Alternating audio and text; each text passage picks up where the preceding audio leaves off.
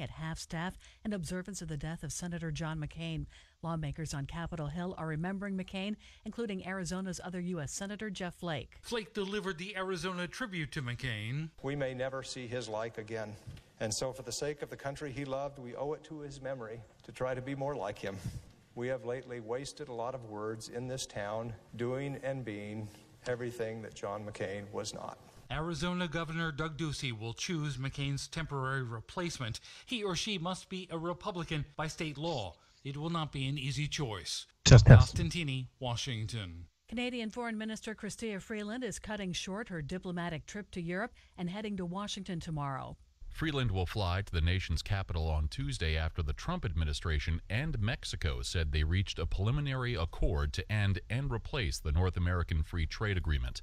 The administration still needs to negotiate with Canada, the third party in NAFTA, to become part of the new trade accord. Mike Cremidas, Washington. A federal court has ruled that congressional districts in North Carolina have been unconstitutionally drawn to favor Republicans over Democrats. The judges may require new districts before the November election. The suspect who killed 2 people at a video game tournament in Jacksonville, Florida, before turning the gun on himself, had a history of mental illness. Correspondent Clayton Neville reports on the background of David Katz. Divorce filings from the shooter's parents show that he was hospitalized twice and prescribed antipsychotic and antidepressant medications. The documents say his parents disagreed on how to care for their son. Katz's father claimed his estranged wife was exaggerating symptoms of mental illness during a custody battle. On Wall Street, the Dow rose 259 points. The S&P and NASDAQ at new record highs. I'm Ann Cates.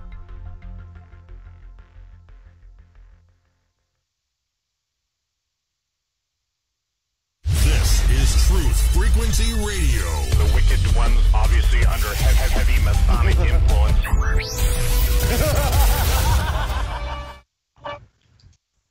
Astronauts to the moon.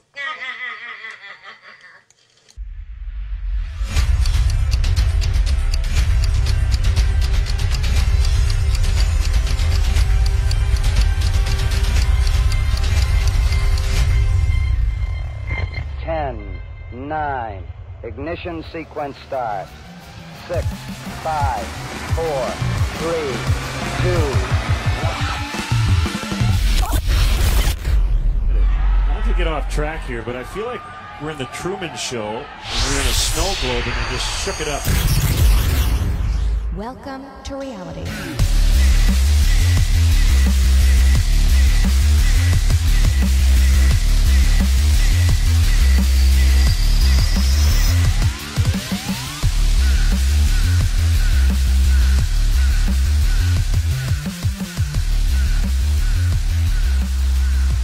Good evening, ladies and gentlemen, boys and girls, and children of all ages.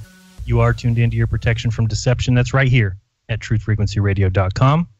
And stop, drop, and roll. You are being engulfed by the inferno that is the #1 show on TFR on Monday nights between the hours of 6 and 9 p.m. Pacific. That's 9 to midnight Eastern. That show is Jeranism Monday Night Raw, and it starts now. I'm your host, Jeran from Jeranism, and I thank you for joining me this evening. It is very much appreciated.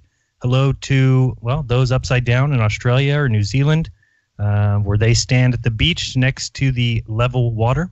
Of course, all water is level, so those perpendicular, wherever you might be in Hawaii or possibly Mozambique, who also stand at the shore and stare at level oceans around them, the same level as the people up right here in Santa Cruz. Of course, to them, I'm perpendicular, and that's where the magic of science steps in to explain our reality. You see, we kind of have people upside down, but to each other's perspective, they are right side up, and others are upside down and perpendicular. And while this is some amazing word salad and takes a certain amount of tremendous mental gymnastics to reach that conclusion, this is, in fact, our reality, we're told. So tonight, we hope to discuss this particular strange fact of our reality and the reasons why, when you even mention that you're questioning this sort of idea or these where we live, these peculiar aspects of our reality, why the public at large turns against you in anger and vitriol, because we've known for thousands of years, of course, that the earth is a sphere. Even though we point out some of the absurdities of these claims, we are considered the uneducated, the idiotic, the moronic, and all the other derogatory terms you can possibly think of. So, hello to everyone in the chat, wherever you might be. Welcome and hello. Tonight's show will be in two sections, really, the two halves, if you will. So let me set those up, and then I will be taking phone calls during both halves. The first half, from now until 7:30 Pacific, that's 10:30 Eastern, will be a call-in for anyone who can answer a few questions for me in regards to the shape of the Earth. So if you have answers or comments to any of those issues, you can call. The phone number is 213-233-3998, 213-233-3998. I see we have somebody in the chat who's down under, so hopefully no headaches going on over there. So I guess you guys can hear me okay. Now I see there's an error on the screen. A network connection error occurred. I don't know what that means, but hopefully we can still take calls. Go ahead and get in line, 213-233-3998. I'm more looking for Globers for this first half. In the second half of the show, we will get a little more raw, and that's when it's time to put the kiddies to sleep. I will be asking the audience to call in. Tonight I want to know or hear some suggestions or some stories in regards to the question of forgiveness. Now, I never asked for advice, nor do I ever give advice, because I think that that puts somebody in a situation where they feel like they know all the answers, and I don't feel like I know all the answers, and I don't think anybody out there knows all the answers. So I like the idea of suggestions, comments, maybe past life experience, not past life, but experiences in your past. Maybe moments where you forgave somebody and it turned out not to be the right idea. Or do you know any stories of forgiveness? Do you know of infidelity possibly in a relationship to where somebody was forgiven and that relationship went on to thrive for 20, 30 years after that? Or do you have only examples of infidelity to where it was forgiven, but then 2 years later, same thing happened, something like that? So it may be a bit more oriented towards the adults and hence raw. So if you'd like to give me a call to talk about any of that, go ahead and call 213-233-3998. But again, that will be at 7:30 p.m. Get in line to discuss that topic. But from now until 7:30, we will instead be discussing some major issues with the globe model, and I would love to hear the answer to these questions.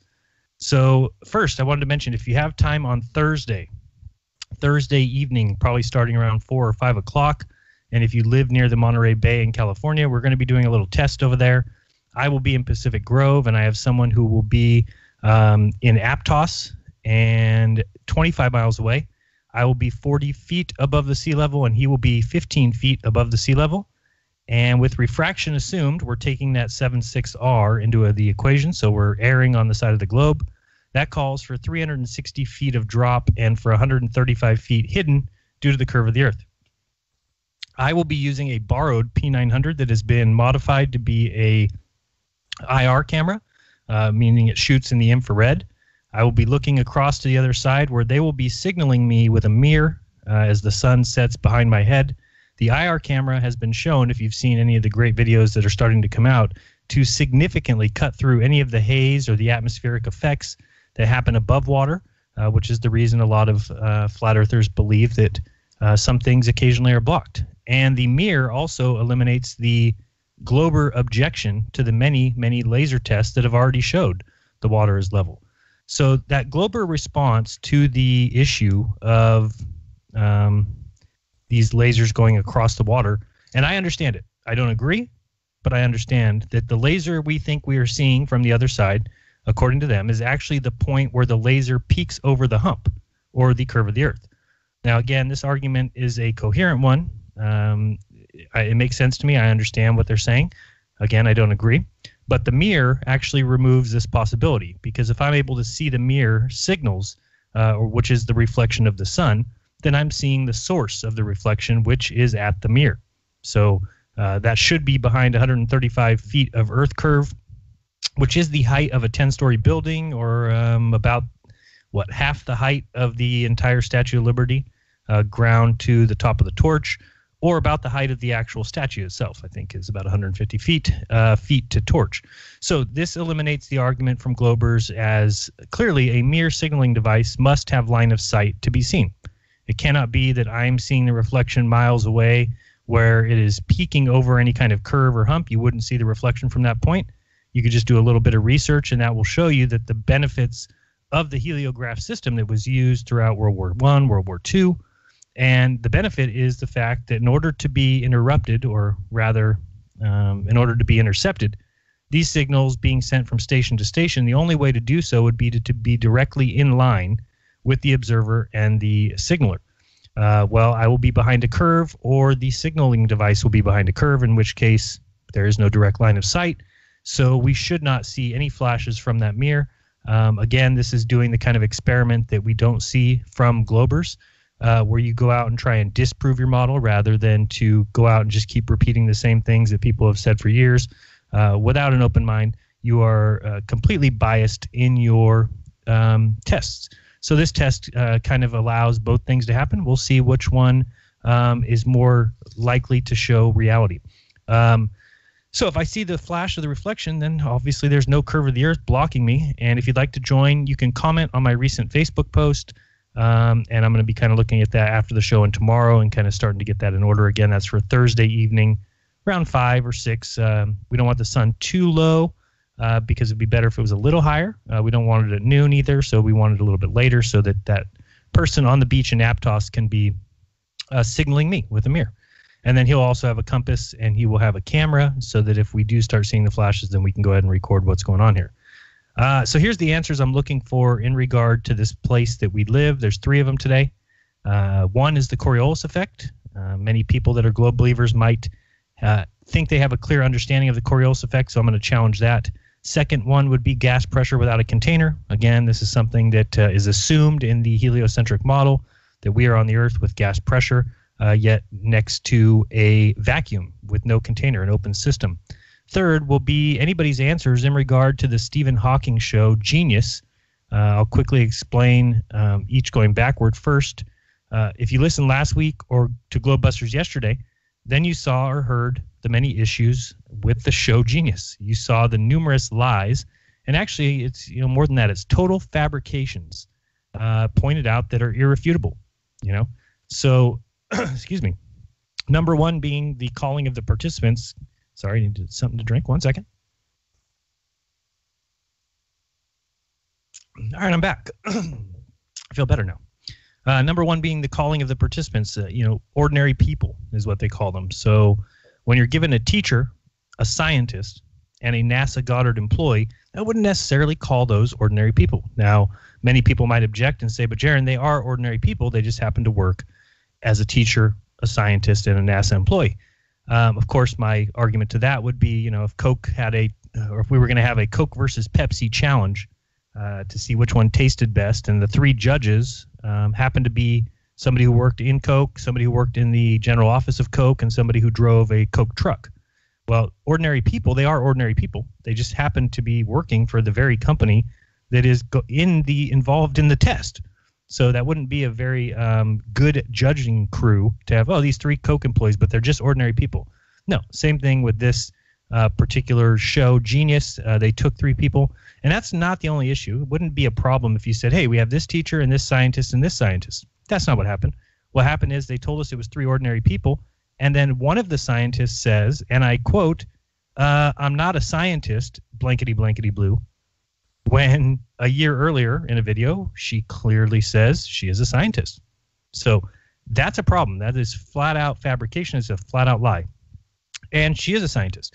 And they didn't mention the other 2's jobs. We had to actually look that up and find out that one of them works for NASA Goddard as a visualization expert, and the other one is a physical education teacher. But we also pointed out yesterday several issues, including the duplication of footage, the faking of certain parts of the tests, the altimeter corrections, and the helicopter being the wrong direction, proving complete and total fabrication of scientific evidence. And if that doesn't bother you, because you're a glober and you say the Earth couldn't possibly be flat, well, just let people continue to fabricate scientific evidence and pass that off as being the reason that we believe what we believe. And if you think that's a good way to go about things, I disagree. The number 2 thing was gas pressure without a container. As we know, we are breathing, as we speak, gas pressure, right? A mixture of oxygen, argon, carbon dioxide, and mostly nitrogen. So without a container, how do we have gas pressure? Please help me with this one. Call in and explain that to me. Gas pressure without a container.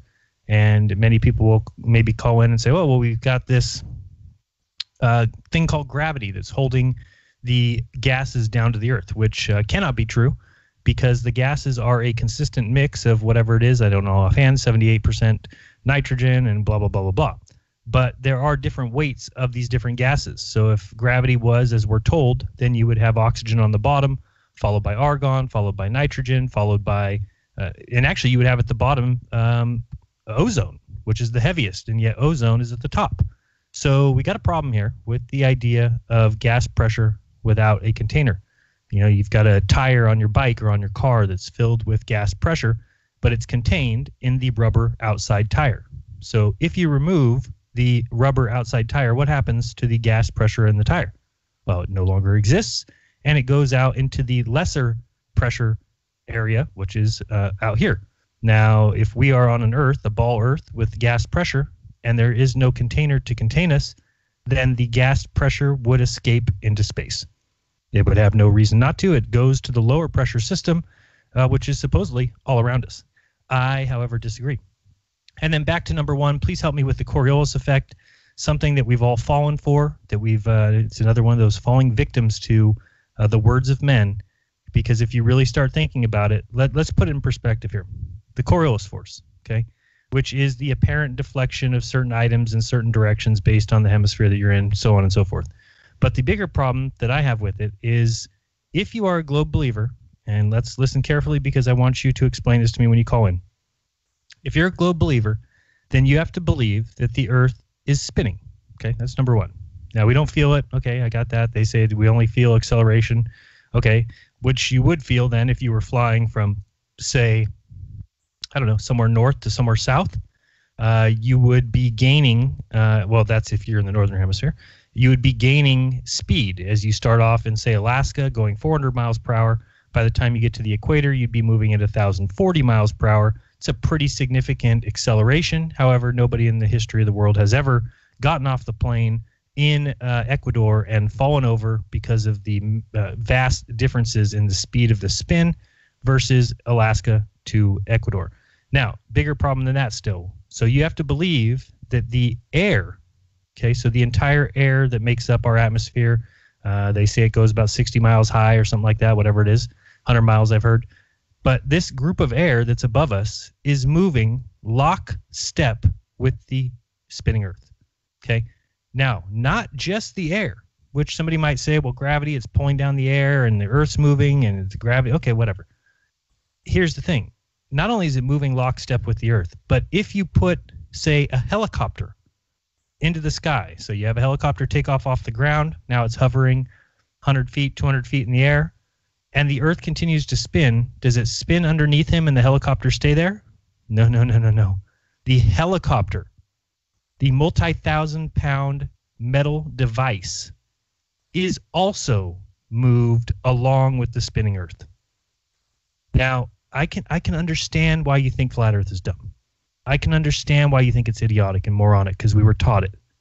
But if the problem becomes that to believe what we were taught requires the suspension of anything that we've ever seen or anything that makes any sense, then you need to look at it. And if you're afraid to look at it, it is simply a testament to your cojones. Okay, for those of you who speak Espanol. It is a testament to your huevos. Okay? It means that you're afraid of going against status quo. That you don't want your fellow employees, your bosses, your friends, your family to look at you like you're crazy. And to me, truth is more important, you know, not how people look at me. And we'll get into a funny story, speaking of that, at around 7:30 when we get raw. But really, you need to think about what this entails. Because now when you picture the Earth spinning as a ball, as we've been told, and it's spinning towards the east, okay? So if you have a plane taking off in New York and flying to California, obviously that plane should be much faster than from California to New York, because as you're flying from New York to California, the Earth is spinning towards you. And as you're flying from California to New York, well, technically, if you really want to get technical, should be impossible. At 1,040 miles per hour, the plane can't possibly keep up. Therefore, you should be falling backwards as the Earth spins away from you. But we know that's not what they believe. So let's scratch that, because that's not what the belief is of the heliocentric model. The belief is that as the Earth spins to the east, that all of the atmosphere around us is moving with it. Now that I might have some sort of thought processes. Okay, maybe that could exist. But not when you start placing items into that air. Not when you place a airplane or a helicopter and say, oh, now they're all moving. Well, by what force? Gravity is holding the airplane in the air and moving it with it. Doesn't make any sense. Why wouldn't it pull it to the ground? It just doesn't make any sense. So what you have to believe is that everything's being carried with the spinning Earth. Now, here's where the Coriolis force comes into this. If that is true, if you believe that everything is moving with the Earth as it spins, then there is no Coriolis force. It makes no sense. Why would there possibly be any Coriolis force? Because everything's moving together. It's all moving as one. Why would there be a deflection due to the spin of the Earth? Doesn't make sense, so you need to call in and explain how exactly that all works in the globe model. I would love to take your calls. I don't know if the phones are working or if maybe nobody's calling in. Let me see. I'm going to try this retry now button. Don't know what that does. Wonder why I'm not. I don't know if anybody's tried to call. I just have a network connection error problem. Don't know what that means. Let's see here if we can fix this. Sorry about that. I want to see if we can figure out why the phone lines aren't working. Let me try this. And did that work? Let's try a refresh. How about that? So if you've called in and you have gotten some sort of answer, looks like it's gone now. There's no network error. So maybe it's available now. Go ahead and give me a call, 213-233-3998. 213-233-3998. I'll read the chat until I see any calls come in, see if anybody's got any answers for me. Hey, thanks. Hey, Bob's in the chat. Hey, Bob, how are you? Let's see here if we can find anybody with any answers. My teenager knows all the answers. Does he? I need to know them all. Let's see. Jeran, you can forgive Miss Siva. That doesn't mean you have to take her back. That's what the second half of the show will be about. I'm just looking for stories, suggestions. I've always been somebody who, like I said before, I love to listen to people talk about whatever. So if you have stories, if you have past life, I keep saying past life. If you have stuff that's happened in your past, then I would just love to hear that. It helps you create a better choices for yourself. That's how we can live and learn. Sometimes you have to make the mistake yourself to learn, but other times just listening to others can kind of help propel you in the right direction. Let's go to our first caller. You're on with Jeranism Monday Night Raw. Who's this? Where are you from? Hey, Jeran. It's Brian from Niagara Falls. What's up? How's it going? How you doing? Good. Pretty well, thanks. So your phones are working? They are now. I think wanted to let you know that. Thank you very much. Are you simulcasting tonight? Yep. We're on. We got a great crew.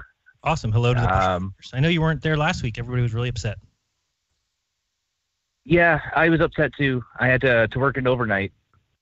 So, unfortunately I couldn't do it. But I think the Globers are afraid to answer your questions because that's what it appears like. You have great questions that... Well, that's kind of the whole point. Sorry?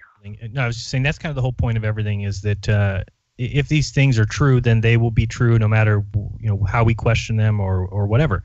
And so we're noticing a trend of these things like the Stephen Hawking show Genius, to where there's clear fabrications, clear lies, and that's not the way you teach science. So for me, the more and more every day, I'm seeing signs that something is up, and the only kind of refuting that we get from Globers is the name calling. Is the right before I came on the air, there was somebody in the chat, I won't say his name, but he just kind of said, I don't do Flat Earth, so I'm leaving.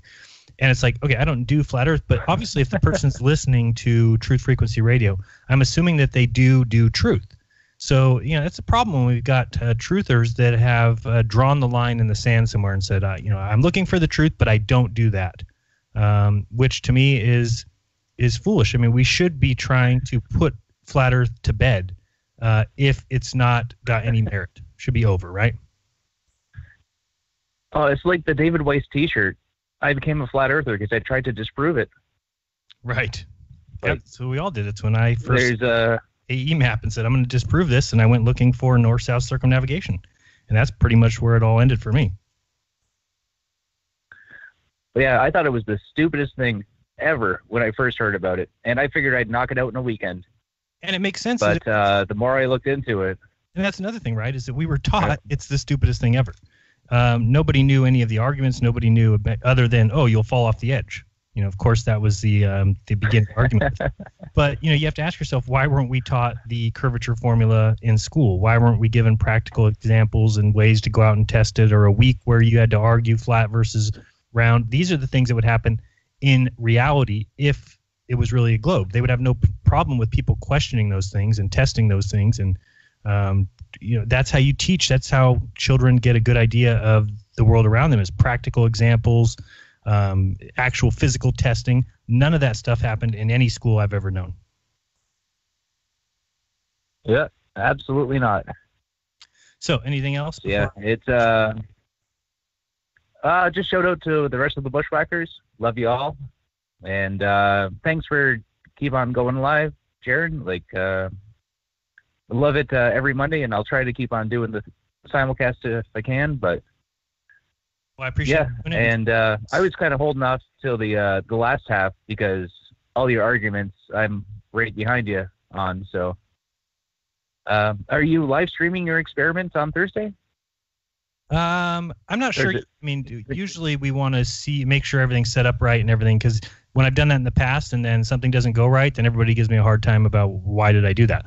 So, you know, if everything is set up right and we're having a good test and it's good weather and it's people are in the right places, then yes, I will. Fair enough. Awesome. Have you seen some of that? I'm sure things will go. Have you seen any of that IR footage yet? No, I have not. My computer's been out for almost a week. Oh yeah, so I'm a little out of the game. Yeah, really unbelievable. But awesome. All right, all right, Len. Well, I hope the phone lines are blowing up for you, because they're working, guys. Call in. Doesn't appear so. I got one other call after you. We'll go to that one now. You're on with Jeranism Monday Night Raw. Who's this? Where are you from? Hi there. Hello there. Are you there? I am. Hi, this is your meatballer caller. All right, my favorite caller. So I'm hoping you'd call. I'm your global guy that you can bounce things off me. Okay. Anyway, you're talking about I've been thinking about some of the things that you've proposed before. But before we get into that, before you go out and to do your test, if you could go to there's a YouTube video.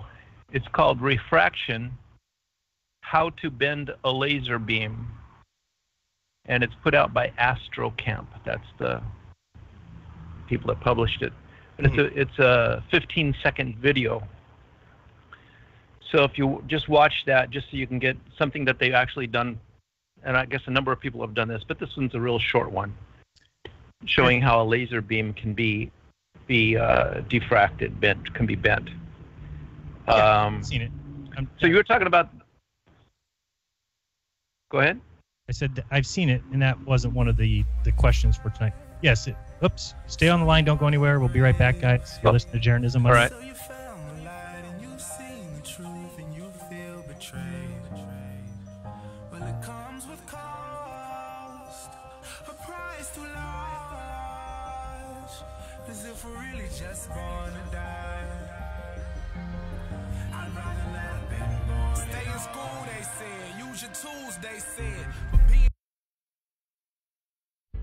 Extendivite really works. Just listen to what some people have to say. About 6 months ago, my wife bought Extendivite. She didn't tell me she was giving it to me. So after about 3 days, I said, maybe the weather's changed or something. I said, my legs feel really good.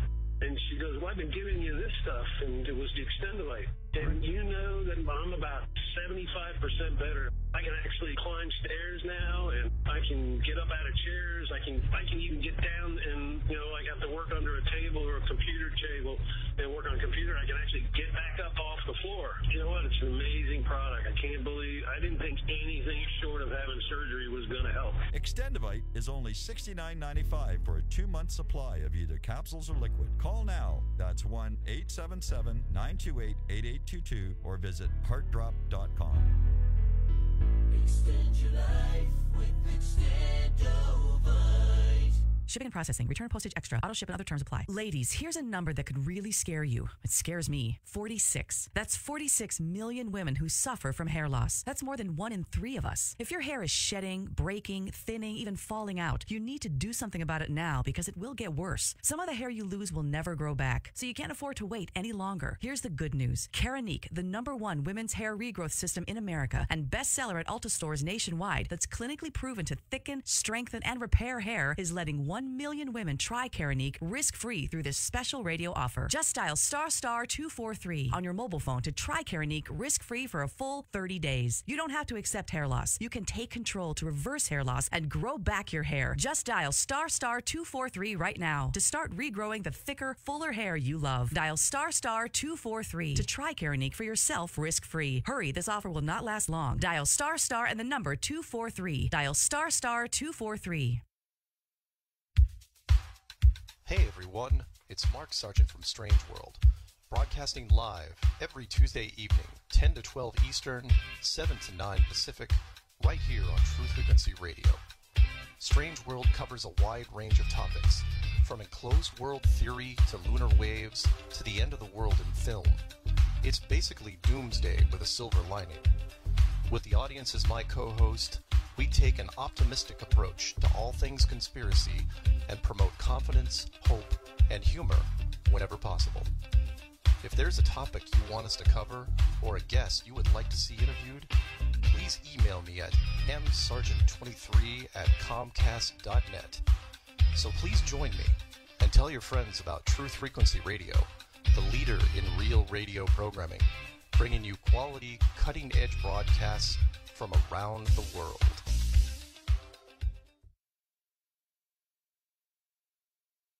This is Truth Frequency Radio. No hate, no hype, no fear. Real people, real radio.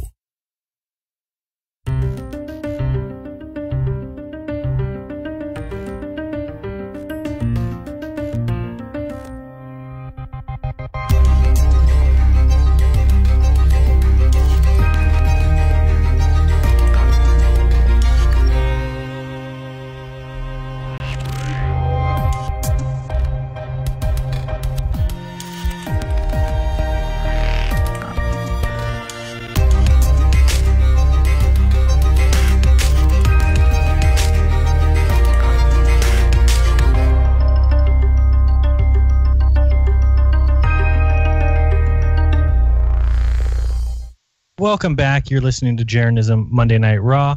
Before the break, we were talking to my favorite Glober, who was explaining refraction of a laser beam. I'm a little bit confused as to which video. Well, I went and looked for it, and I think he's talking about this 15-second video where they're shooting a laser through water that has been heavily saturated with salt, I believe, or some sort of substance at the bottom, which creates a change in the medium in which then you can bend a laser beam. So I'm guessing that he's stating that all these tests that are showing lasers going across vast bodies of water, that the medium is changing so much in the air that is causing the laser to always bend around the curvature. Now, why that also causes mountains to rise up and display themselves at the horizon, or why it causes buildings in Chicago to rise up and display themselves at the horizon, why we can see too far, is the question I have for him. But we had other questions as well, so let me bring him back on. Okay, you're back. And is that the video you're talking about when they're shooting it through a water tank? Yeah, it's the water, and then they put sugar in there. And at the bottom, the sugar is more thick, and then as it gets up towards the top, it's more dilute. So it's more dilute water at the top. Gotcha. Just like if you ever have a Coke and leave ice in there, then you see all the syrup down at the bottom, and you see it. So it's kind of a gradient. It gets lesser and lesser and lesser.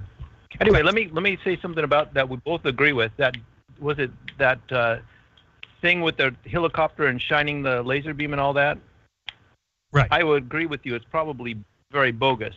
My guess is they wrote a script. They already knew what the shots they wanted, and they filmed it to get the shots.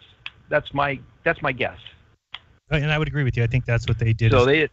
Okay. I think the problem I have is that when you're talking about science, that these are the things that are not good for science, is to, show fabrications and to have lies in your program. Because if there's people out there who have been taught that science is on the up and up, and that there's peer review, and we don't ever take shortcuts, and that we are very thorough in all of our tests and examinations, and then we see stuff like that when it's your opportunity to present scientific evidence to a vast population when you're doing something on PBS, then it is in your best interest to make sure that you hit all those points and not show another side of science that calls into question your integrity. I totally agree with you. I mean, put that on a MacGyver show or something like that. I agree. And then that, say this is fiction. This is not. We're not doing this for real. Right, and put up a little. Okay. The other thing is actual scientific data if you're going to do something and call it science. So, do you have anything for the other two, Coriolis and atmospheric pressure? Yeah, I do. But before that, I just like to say I've listened to some of the recordings where you've done a debate with people, and they're like calling you liar and all that. You actually have seen things at a distance, and they saying no, you're lying and all that. And they don't have. I can see that they're the ones that haven't looked and seen videos where people have actually seen things at a distance. So they are actually the ones that are saying things that they don't know to be true. You've seen it.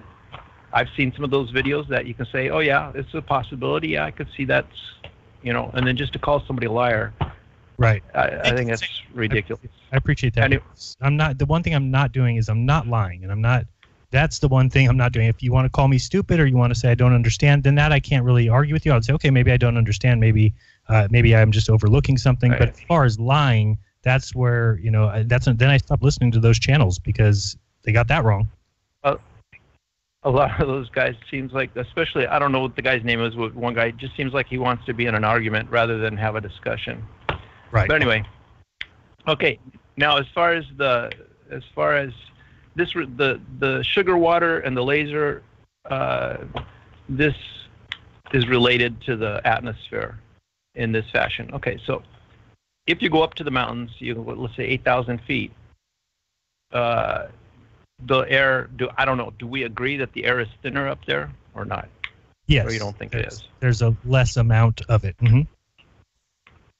Okay, what's your explanation for it being less there? Do you have an explanation for that or no? As far as you mean that there's less air? Well, it appears that things that, to me at least, it appears that things that weigh more than the air around them fall down, and things that weigh less go up. So when you're talking about air, that since the molecules of it that would have a higher density kind of assemble at the bottom, and then it would thin out as it goes up. Okay. Well, they're still able to breathe up there, though, right? But right. It's more difficult. Right. So they're getting some oxygen up there when you're breathing. Or like when people go training for long distance running and things like that, they'll go up to a higher altitude so that their body will be better at handling oxygen. And also when they come back down to a lower level, they're able to. That's why I'm asking, because I don't know what the mechanism is that causes basically air to be this perfect mixture of these three elements or four elements. I know they say there's a bunch of trace gases as well, but because that same mixture is in my lungs, correct? Yeah, I think you're cutting out a little bit. I can't hear exactly what you're saying, but so we do have some mixture going on, and my guess is that if everything was just settled down and there were no breezes and there were no actions on anything, if there was no heating of things, if there was no cooling of things, at some point I'm guessing that everything would be somewhat layered in some fashion, but there would still be molecular bonds between things, right? Like with water, you have hydrogen and oxygen are connected together, so they become very heavy. And the same thing is that when you get to sea level, and if you go down below sea level, you get more and more pressure. So do we agree with that also? Yes, because of the weight of the water on top of you, right? Right, but and beside you in all directions. It's just like if you ever go swimming and you go down, dive down 8 feet or 10 feet, you can just feel the pressure of everything on every side of you. Correct. Okay, So now here's how it relates to this laser thing with the sugar water in the tank. Okay, so at the top, this sugar water is more dilute, and so that is the way that beam goes on there. It's not just one solid block of sugar water. It's more dilute, more dilute, more dilute. The same way that in the atmosphere, the pressure at a higher level is less pressure, and when you get down to sea level, it's more pressure. And when you go to the Salton Sea, you're going below sea level, so that's even more pressure. So you're getting this very gradient, just little by little. You know, every fraction of an inch, more and more and more and more. The higher you go, the little bit less pressure. And so it's like a huge. Right. So doesn't high pressure low pressure? Lens. Excuse me? Doesn't high pressure always escape to low pressure?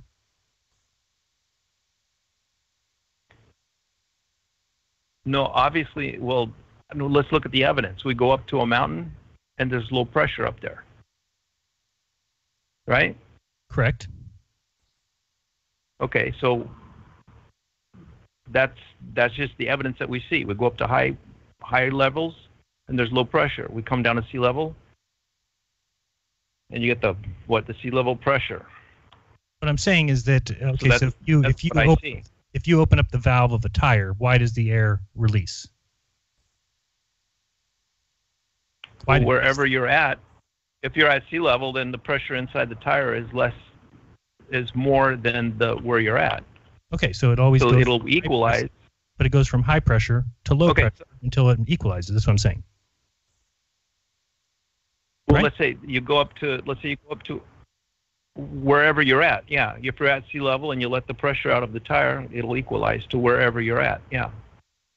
But if you took that tire up to, or let's say a balloon, because you can see it easier. So if you take a balloon, and I know they do this, and I'm just thinking just now that I know they do these kind of things in science labs for students.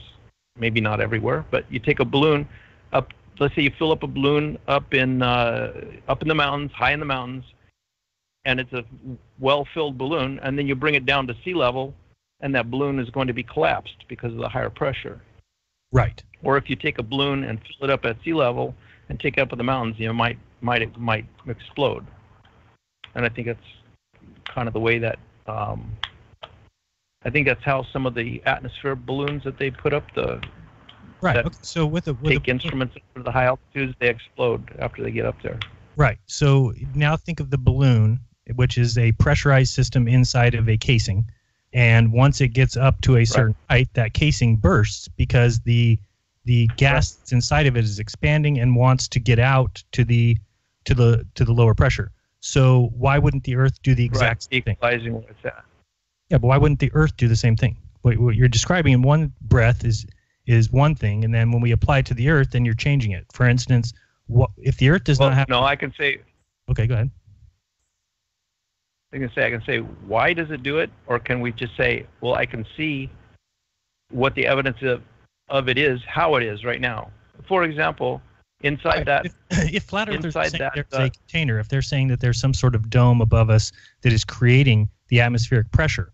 Now, we can't see said dome, and there's no evidence of said dome. But to me, I also cannot go and test space and see space and actually see that it is a real vacuum. So that's why, yeah, we can look at the evidence, but then to jump to the conclusion that means there's a vacuum of space when that can't exist next to a pressurized system, because the pressurized system would escape into the vacuum of space. How can it not? Okay, if you took on your tire example, so inside that tire, it's going to be the same pressure everywhere. Do we agree on that? Inside that tire? Yes. No matter where you measure it on that tire, the pressure is going to be the same. Correct. Right? Okay, but that's not what we see as we're sitting on here out in the open air. We see as we go higher and higher and higher, the pressure becomes less and less and less. And even like on the highest man-made, the guy that had a balloon and he went up real high and he had to jump out to do the highest free fall or whatever. Mm-hmm. That he had to be in a pressurized suit where he could breathe. He had to suck oxygen because there wasn't anything up there for him to. But if he was in a like a big tire, But that's not. That wouldn't seem to be the case. That's not a vacuum, right? That's just less. But it's getting closer. Yeah, but it's getting closer and closer. Just like right now at sea level, we're like at 1 atmospheric pressure, but then we go up a little bit higher, and we're at less than 1 atmospheric pressure, and we go up higher, and we get less than. So it's not like this delineated one line. It's just from here, this is outer space, and below that is normal air. It's just like little by little by little by little by little gets less and less and less and less. But if there's a point that has such low pressure that we're going to start calling it a vacuum, then anything close to it is going to escape into it, and so on and so forth all the way down the line. So I'm confused as to where. Yeah, it's like, for instance, don't we know that it's colder as we go higher? And I know that they say that eventually it starts to rise again, and I've seen that in balloon footage.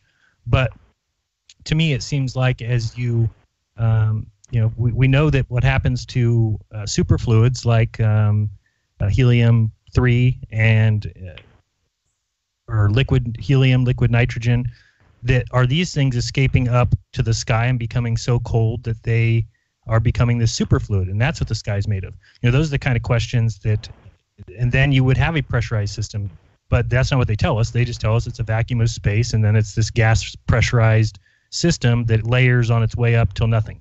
That's what you're saying, right? I haven't. This is not something that I think about every day. So this would be my guess is that, for example, it would be less and less and less. And I'm guessing out in space there's little individual molecules floating around, just like you would have an asteroid. Can you say that asteroid, or a comet that's going through space? And I don't know if you know what your thinking is on. Things outside of our realm. Is that a vacuum, or is that a big solid piece of? I would just need to see some sort of example of what we're saying here, because what you're describing doesn't exist anywhere else on this so-called planet. There is no example of a higher pressure system next to a lower pressure system where the high pressure doesn't escape, because that's what it is going to do. It's going to try and find the lower pressure system, and that can be seen anywhere. Okay. So you can look at, if you make a vacuum with a bottle of water, you take a bottle of water and you suck a little air out with your mouth. So now it's got a little vacuum in it, but not much. That's a lesser vacuum. That's small. And then you put it in water and poke a hole in it. It will actually lift the water out of the sink or the basin and rise it up in that bottle. And that's just a tiny little vacuum. And that's a lot of water. It's weight. Right. So the same vacuum is going on around us and not sucking off any of the gases, which weigh a lot less than water. But you're talking about leaving it at one certain level on the Earth, right? Let's say you do that experiment at sea level, right? So what do we actually see in real life? If we're at sea level, we have one pressure, and if we go to 10,000 feet, we have a different pressure. So then those are side by side. There's nothing between them to keep anything flowing one way or the other. If reality says that they should all be the same and they should flow to be equalized, then we're at 10,000 feet. We should see the same pressure that we see at sea level. And that's what my question is. So why does that not happen? That's what I'm asking. Well, I can tell you what you're just saying. Yeah, and that whatever happens. So that's that's what we see. I know that's what we see. I'm asking why. What is the mechanism in the heliocentric model that allows for this? Because there is no. It's basically like the people who say we know things pull to the center because the Earth is a sphere. Well, it's like no. Where's the other evidence that things pull to the center of anything? They're just you can't just say the Earth is the evidence for the Earth doing what it does. Where can you show other things? Show me something else that pulls to the center. Gravity pulls something to the center. They just say the Earth does. That's why we're all upright and there's people upside down, but not really to them. That's their explanation for it, but their explanation is proven in and of itself. I don't know about you. When I went to school and you learned to define words, you weren't allowed to use the word in the definition. Same kind of deal here. You can't define something with itself, which is what basically they're doing, or what's going on here too. That how does this work? How does this pressure work? Oh, it just works because that's what happens on Earth. It's like, okay, so show me another example of how that takes place. But I guess there isn't one. How about Coriolis force? Do you have an explanation? I'm really Yeah, I haven't gotten into thinking about the Coriolis effect that much to be able to talk to you about it. But you do believe then that a helicopter gets up in the air and is carried along with this atmosphere that you're talking about, that you're saying, because basically if I'm hearing you right, believe you're saying the atmosphere is layered. And I can go over to all the things that you've probably gone over. Go ahead. Just you're saying that there's this lesser pressure. Okay, there's lesser pressure up top, and then it gets heavier down towards the ground, and that this is moving directly in line with the speed of the spinning Earth, so it's kind of moving along with it. And then a helicopter that gets up in the sky is also being moved with this collection of air. And even though the air gets lesser and lesser and lesser as it goes up, an airplane at 40,000 feet and a helicopter at 100 feet, even though one is in a much heavier pressurized air system and the other one has very little pressure, they're all moving lockstep with the spinning Earth. It doesn't even make any sense. Well, but they're not. They're not? Not lockstep, because we see tornadoes and hurricanes and things like that, right? They have their own motions that they go through depending upon. They have a lot of forces, right? I'm saying a lot of forces are moving on air. If you have an airplane going from New York to California, and one going from California to New York, okay, well then the one going from New York to California, since the Earth is spinning towards it, should get there much faster. It actually gets there slower. So what I'm saying is, in order to believe why they tell us that's the case, they say that's because neither plane notices that the Earth is spinning, because they're both flying in the atmosphere that's moving along with the spinning Earth. So it's as if there is no spinning because the atmosphere is with us. So what I'm saying is, if a helicopter hovers 100 feet above the ground in this heavy, saturated, dense atmosphere, and the plane is flying at 40,000 feet in very little atmosphere, that we're to believe that there's this column between them from top to bottom that is moving along with the spinning Earth, causing neither one of them to notice that they are in this column of air. And they're moving lockstep. Yeah. If the planet is moving at all and the air doesn't stick with it, then we would have left the planet, the atmosphere back out in space somewhere, and the Earth would be moving along with nothing around it. That's the problem. I can look at what I see as evidence. Evidence of what we see, not of. Okay, but your evidence you're including is the fact that we're on a ball and that you believe that we're spinning. You've already made that supposition. Well, no. Let's again. Why don't we back off and take care of one thing at a time? I see the evidence of there's a pressure at ground level, at sea level of 1 atmospheric pressure, and then we go up higher and it gets less. Okay. There has to be an explanation for that. And I don't think that the idea of the tire is a good. That is less reasonable, because everything would have to be the same pressure then at 10,000 feet. Okay. If there's a dome over something and it's all pressurized, then the pressure should be the same. Okay. Everywhere. So what is if you go up to 10,000 feet, the pressure should be the same. Right. So explain a better. So that's the evidence that I look at. Okay, so what's the better explanation than the tire? You're saying the tire doesn't make sense because then you would have equal pressure all over. Okay, so we know we don't have that, so eliminate the tire. So now what we do know is we have pressure that goes from being high at the ground level to low at the top, and you're saying that the better explanation is that we're on a spinning ball that is holding these gases because of gravity in a direct mixture of 79% nitrogen, blah, blah, blah, blah, blah, and that connected to this Earth of spinning atmosphere is the vacuum of space, and as the Earth spins through it, it doesn't lose all of its atmosphere to the vacuum of a much lesser pressure system. That's what I'm saying. I don't. And again, what do we see the evidence? And again, you go up to 10,000 feet.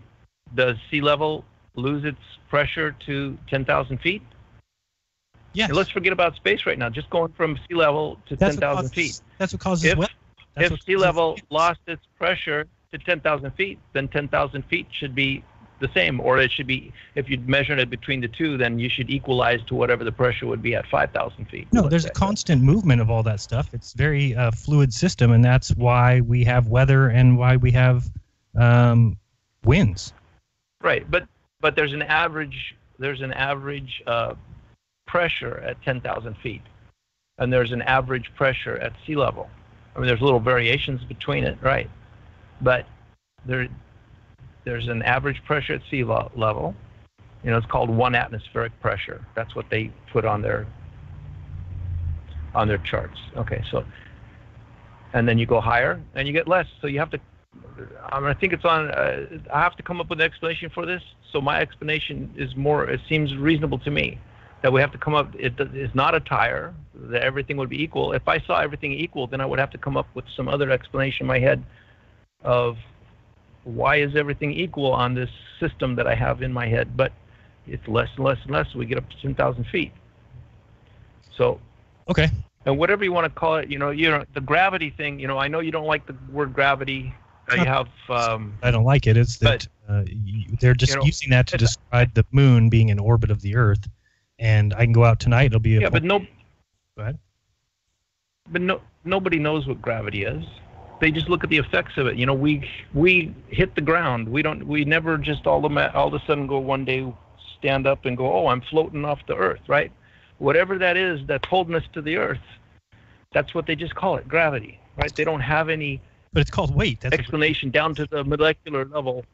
No, but how that works. The problem is that gravity means weight, and weight makes more sense is the fact that you weigh more than the air around you. It can't support you. But if you fill up a helium balloon, then all of a sudden it weighs less than the air around it, and so it goes up.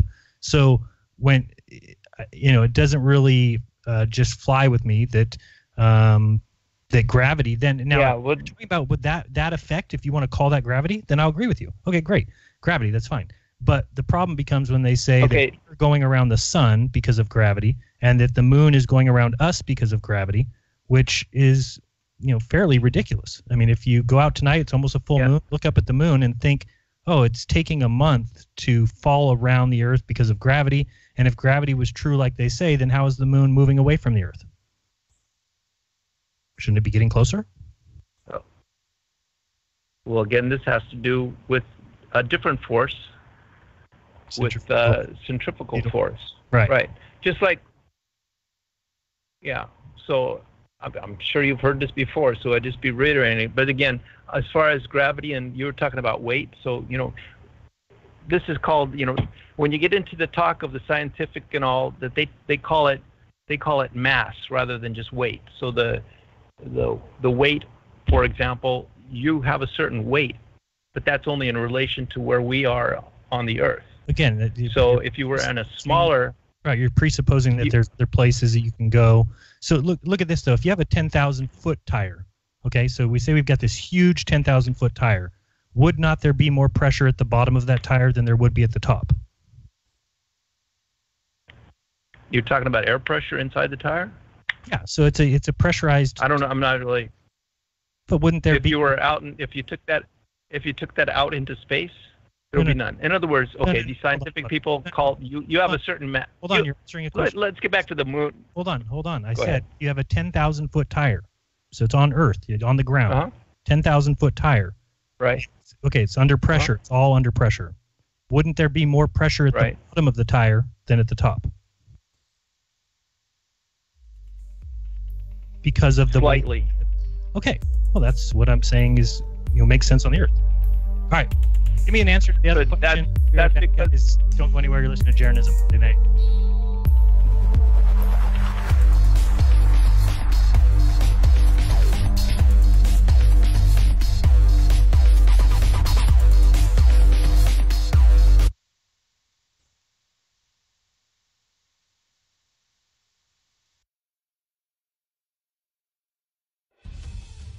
Frequency Radio is your #1 source for news and information without the hate, hype, and fear. We're proud to feature cutting-edge programs like The Christopher Everard Show, The Covert Report with Susan Lindauer, Enemy Within Radio with Tom Barnes, Freaky Friday with The Woo Crew, The Gematria Effect with Zachary Hubbard, America's Evil Genius with Travis Cook, Phoenix Rising Radio with Phoenix, Quantum Connections with Lucky, and dozens more. Did you know you can listen from any telephone by dialing 641-793-7117 or call into your favorite show toll free at 833-TFR Live. Uncensored talk and news you won't hear in the mainstream media. Truth Frequency Radio, your protection from deception. McCain's final goodbye, Florida video game shooting. I'm Ann Cates. The White House has reversed course as the last words of Senator John McCain are released. He had delivered a similar farewell address on the Senate floor a year ago. Now, with John McCain's passing, it was up to former campaign manager Rick Davis to read a farewell letter to Americans with parting shots at President Trump. We weaken our greatness when we confuse our patriotism with tribal rivalries that have sown resentment and hatred and violence in all the corners of the globe. We weaken it when we hide behind walls rather than tear them down. Late in the afternoon, the president's statement about McCain: despite our differences on policy and politics, I respect Senator John McCain's service to our country and in his honor have signed a proclamation to fly the flag of the United States at half-staff until the day of his interment. Bob Costantini, Washington. The suspect who killed 2 people at a video game tournament in Jacksonville, Florida, before turning the gun on himself, took aim at certain victims. Correspondent Drew Griffin. We know that David Katz targeted those gamers specifically because the sheriff has the surveillance tape of the shooting. The 24-year-old went to that contest apparently with 2 guns that were recently purchased, and the sheriff says he passed several people before focusing on the gamers themselves. Pope Francis has no comment on an archbishop's call for him to resign over his handling of sexual abuse allegations against a cardinal in 2013. Correspondent Paula Sandoval on former Vatican ambassador to the U.S., Carlo Maria Vigano. Vigano claims that there are dozens of Vatican officials, all the way up to the Pope, who ignored and knew about these sex abuse allegations against Cardinal Theodore McCarrick. If you remember him, he was removed from the ministry last month and forced to resign. On Wall Street, the Dow Jones Industrial Average rose 259 points. The S&P gained 22. The Nasdaq up 72, closing above 8,000 for the first time. I'm Ann Cates.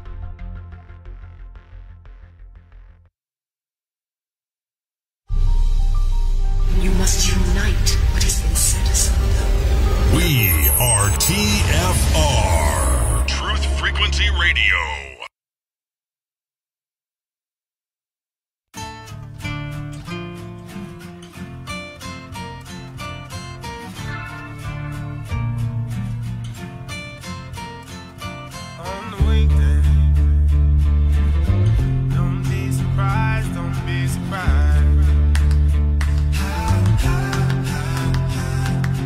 Walk like us. They even talk like us. Walk like us. But they are not like us. On the weekday, you can see the signs, you can see the signs. They wear the disguise. Look into the mind's eye. There's nowhere to hide. No stick-covered lies. Whispers from afar. Welcome back. You're listening to Jeranism Monday Night Raw. I appreciate you joining me. And that last caller, that was the Glober. He calls himself the Meatballer, and I'm the Pancaker.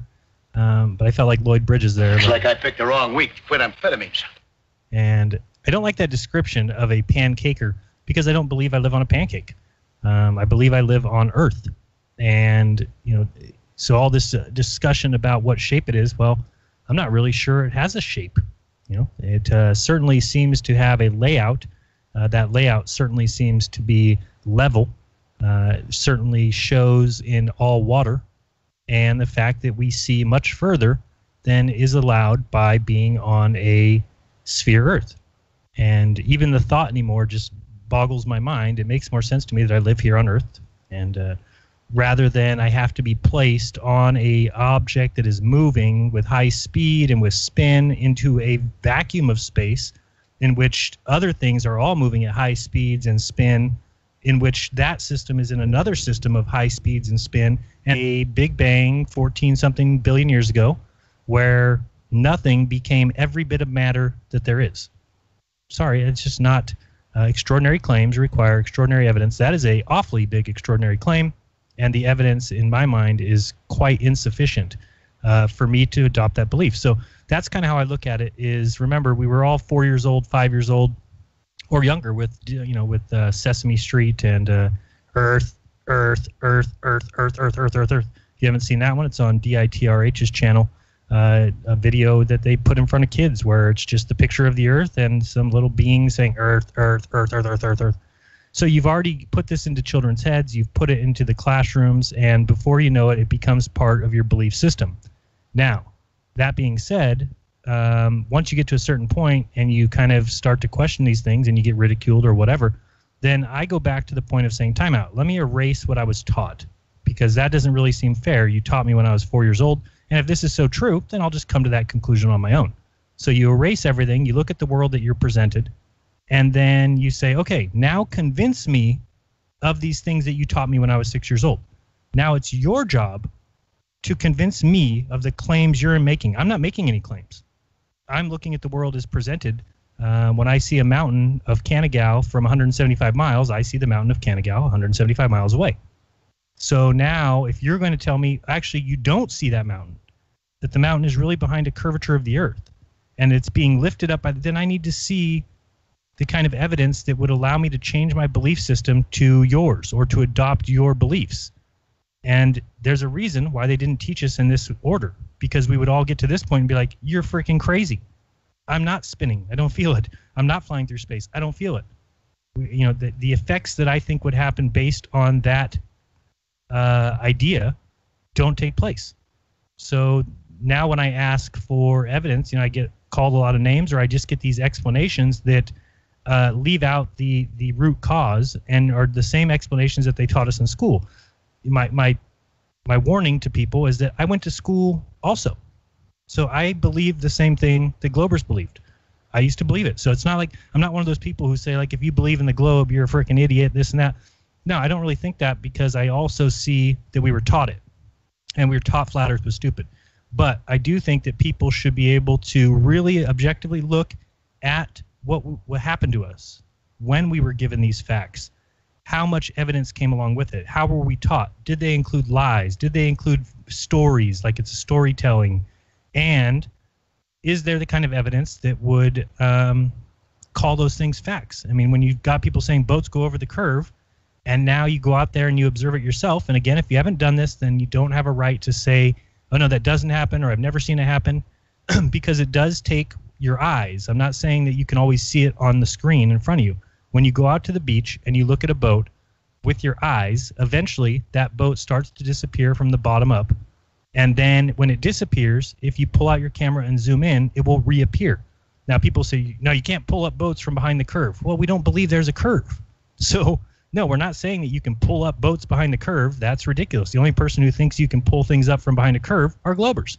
They're the ones who say the reason we see things is because they're coming up over curves, and the reason we see the lasers that's being bent above the curve. They're the ones saying that. So I think we need to be clear about our distinction between who is making claims and who isn't. And I don't think I did a very good job of showing that, but I did try during the Reds debate, because they were going on and on about I need to argue my model. And I said, I don't have a model. I'm not arguing that. I'll argue against the heliocentric model. And they said, nope, that's not the debate. The debate is you argue your model. So I went in there and just said, I don't have a model, because once you've argued a model, you have become biased. You have become adopted or married to this idea, and I don't want to be married to the idea of flat Earth or anything. I want to objectively look at the world and make a decision based on the evidence given. So if I get married to a model and say there has to be a dome because the Bible says so, well, now you've become closed off to the idea that maybe it's just an atmospheric dome. Maybe it's a liquid helium that if you've ever seen liquid helium act, it actually reverses gravity and crawls to the top of the container. So are we in a container where this liquid crawls to the top? You can't be open if you've adopted belief systems. I realized this a long time ago. I try and shed them. My work every day is to shed my belief systems, because when you've shed them, you've either come to the conclusion of something and it's no longer a belief, or you've found evidence that is against that belief and shed it for that reason. And I can't blame anybody for ever doing that. That's what you should do. You should end life with no beliefs. Of course, that's a pipe dream, but I'm saying that would be a good goal. Let's go to the next caller. You're on with Jeranism Monday Night Raw. Who's this? Where are you from? You're on. I hear you. You're on in Washington, maybe? All right. Well, if you were on hold and you've been waiting to come on the show, that you've been waiting for 30 minutes, and I'll go back to you in a second. Hopefully people understood what I was saying there, that it's just I'm not the one making claims. Yeah, do I say the Earth is flat? Well, I've kind of come to that conclusion based on the evidence and based on all of the given things that, it tells me that the Earth, and when I say flat, and I actually agree with some people who have made videos recently who says we shouldn't have used that word. Yeah, you're probably right. Going back, if I could, the idea of saying flat Earth is a polarizing issue. It is immediately going to put you in the scorn. Again, I have a very funny story about this coming up in a half hour. But it'll immediately put you in the scorn of others, and that's not the best way to get your point across.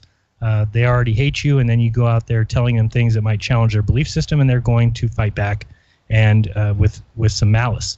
So that's not the best way to go about it.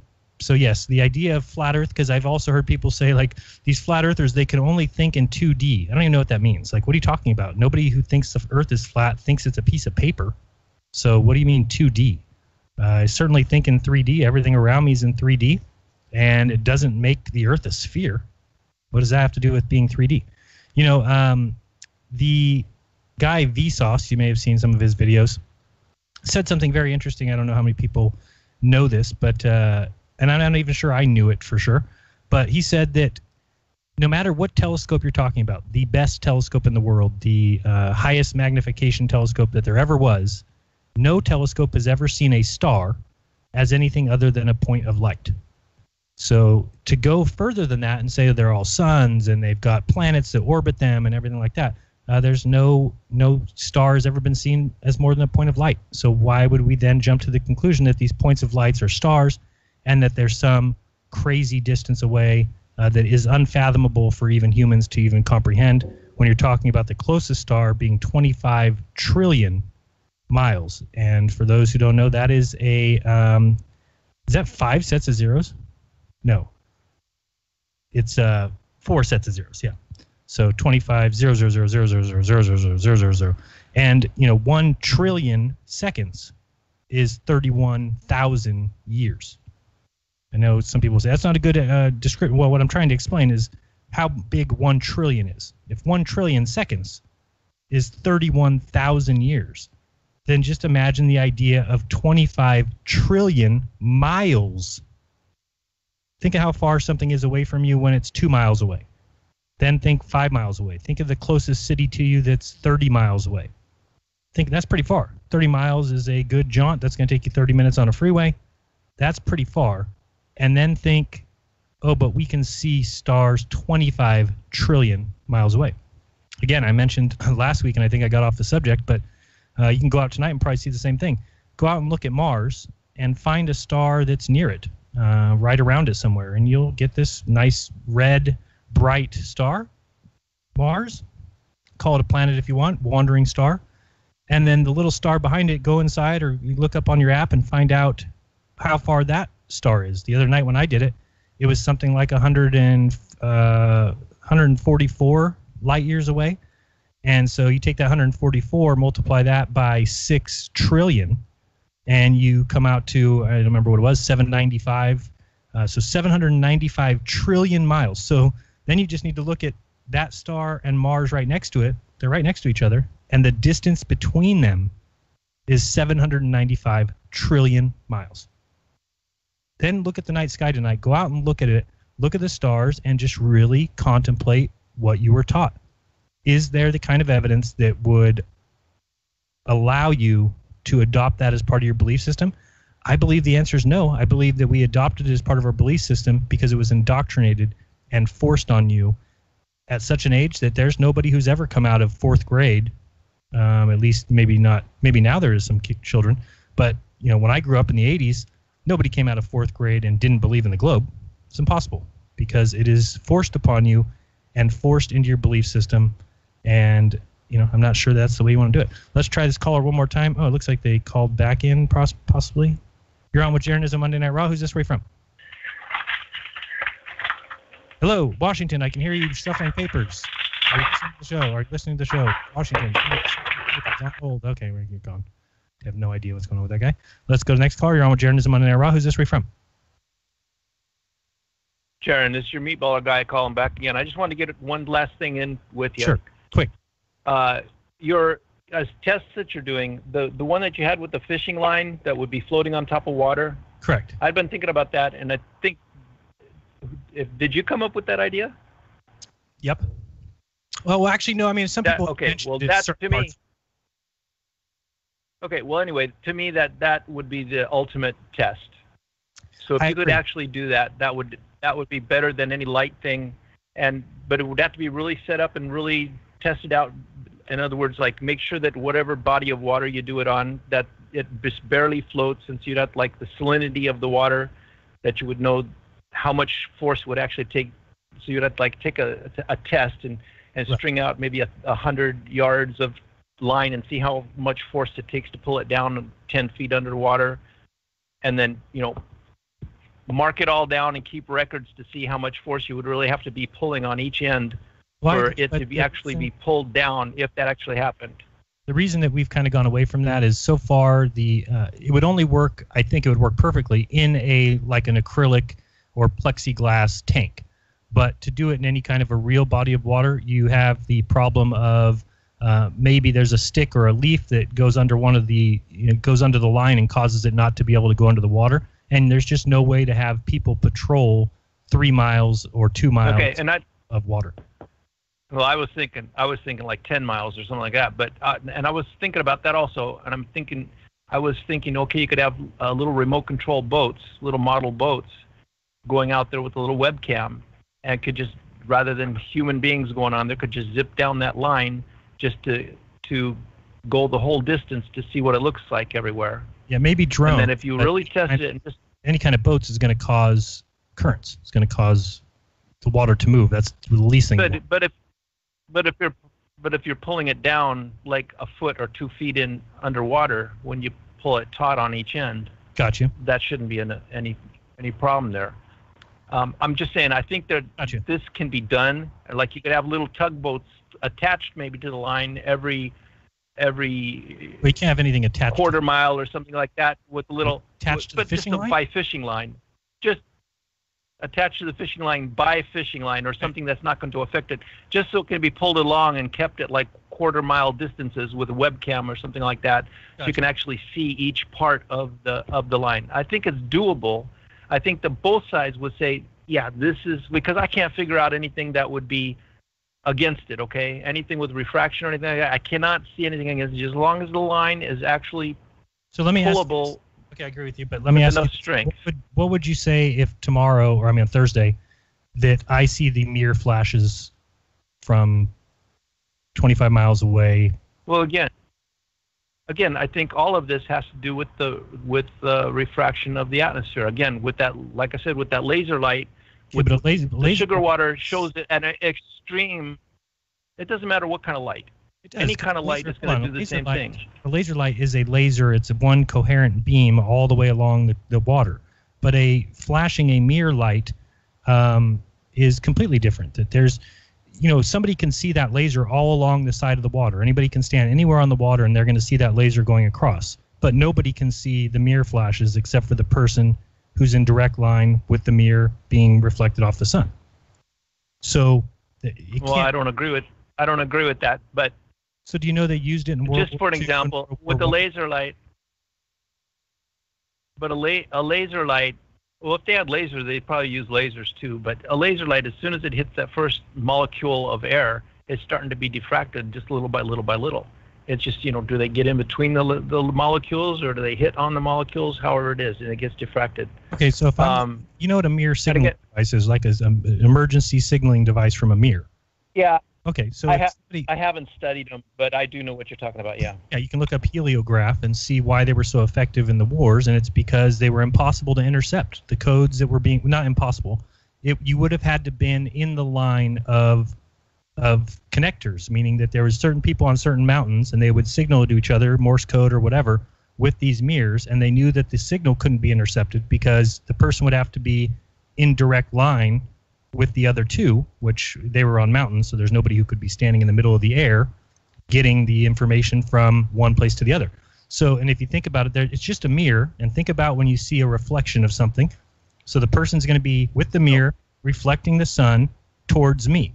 Now, if I see those flashes from the mirror, I'm not seeing a flash somewhere along the line between me and him. I only can see the flash because I'm seeing the mirror reflect the sun, is what I'm saying. And it's the same, yeah, but that's basically the old style laser light. I mean, you could have a white laser light and it would be the same thing. The reason they wouldn't be able to see it as easily is because you have a sun that's the same color as what you're seeing in. It would just be a laser. Let's, for an example, if there was a cloud in between the two mirrors or the two people that were signaling, that cloud, they would be able to look at the cloud and they would see it lighting, less lighting, less lighting. If I understand that they didn't have lasers back in World War II to be able to do this. Used them because if somebody's on the side, somebody could be way on the side and looking in the sky, see the laser going across, and as it's flashing, because they're using the little thing that's making Morse code, they would be able to pick up the signal from the side. But they couldn't do that because the sun doesn't work like a laser. The reflection is you're seeing the reflection from the mirror. You're seeing the flash. Yeah, I understand you're saying that, but we don't agree. Okay, we'll go look it up. It's basically basically the same kind of light. Completely different. That's what I just said. A laser. It's an electromagnetic wave. Okay, the sun being reflected is? Yeah. Okay, but you're seeing it's the same light. Okay. Yeah, the only thing a laser is a very directed beam of light. Right. A very directed beam of light. The same as the sun would be reflecting on that mirror is a very directed beam of light. It's like when you go, like on the old, you can do the same idea is here. You go out onto, depending upon on the street lights outside, you have a carbon arc. That's a very directed beam of light. Where you would have an incandescent, it's more divergent beams of light. Okay, so think about. But it's all the same. It's the same light. Okay, think about a mirror when it's flashing. There is no. It's not reflecting a beam that is like a super condensed beam, like a laser beam. It's a very wide angle. You're doing it off a mirror, so it's not even going to go any distance until it becomes completely dispersed. It would get completely spread out in an instant. That's why if you're seeing the flashes, you're seeing the. So I actually disagree with you now that I'm thinking about it. If what you're saying is from the side, you're saying if there was a cloud from the side, somebody would be able to intercept that message. That isn't true because then you would need the reflection off the mirror would need to travel in a small condensed form until it hit the cloud. But it would be so well dispersed you would never see it from the side. You would never see it hit the cloud. That's not what it's for. It's not sending a laser beam. It's just reflecting the sun with flashes. So in order to see that reflection, it's the same. You need to be in direct line to see the actual flashes off the mirror. I'm telling you, they wouldn't have used it. And I'm saying it's. Yeah, they wouldn't have used it in the war. It's the same electromagnetic waves. Yeah, but don't you understand if they're using? They didn't have lasers back then. They wouldn't have used them because people from the side. If they had lasers.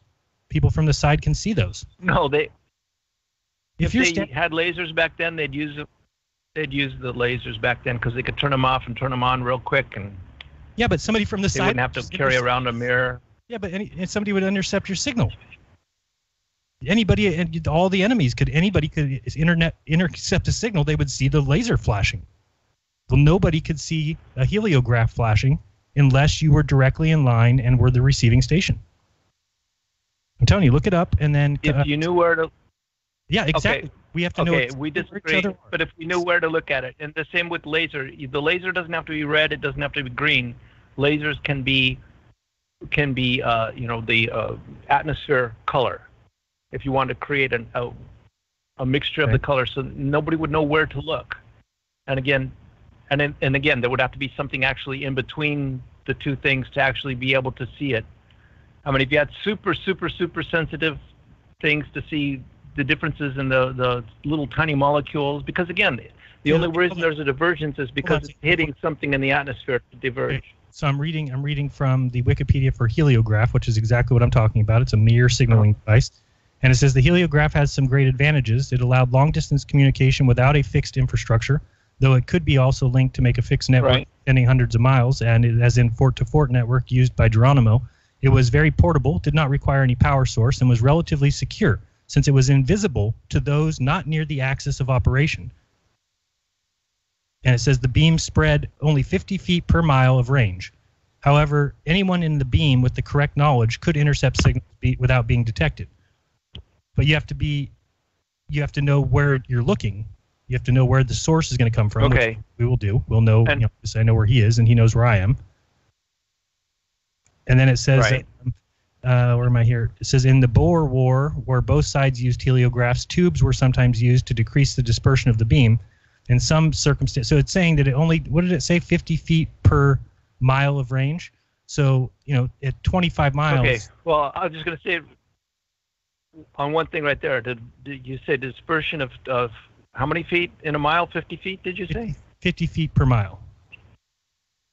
Per mile, and I think a laser does better than that, right? Oh, yeah. I'm not sure. I mean, I would have to look it up to see, does it or not. Right. But a laser is more directed light than even that.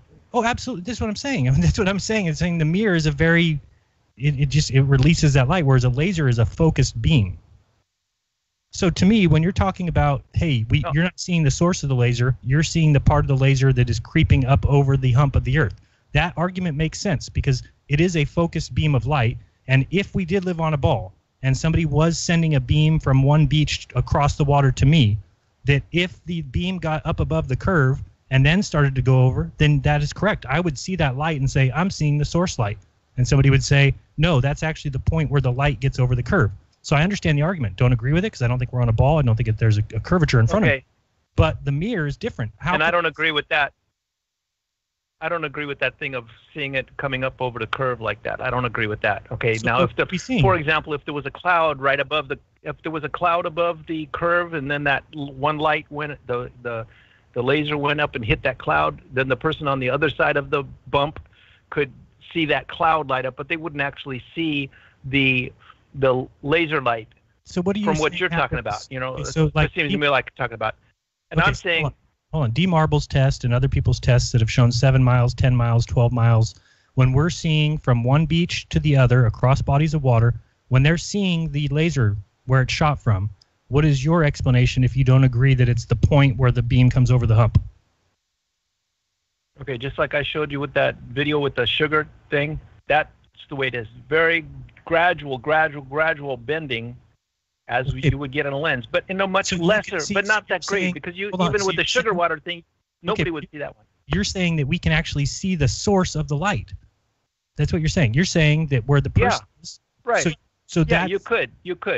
I'm not going to say you always do, but again, if there was no refraction, if there was nothing, you would see. There would be no distortion at all. And a lot of the videos that I see them flashing going one way and the other and up and down and sideways, and it's never a round, solid fraction. That's thing. Like if you did it 100 feet away from each other and you shine a laser beam, you're going to be able to see definitively it's a round thing. It doesn't waver. It doesn't go this way and that way. You see a very solid light. In all of these videos, you will never. I have never seen a solid light. It's always go this way and that way, and it's all out of shape. So it's being bent. All right, I'm dropping it again. You got one way or another. An hour tonight. That's too much time. Okay. Right back, guys. You're listening to Jeranism on the network. Okay, I'll take.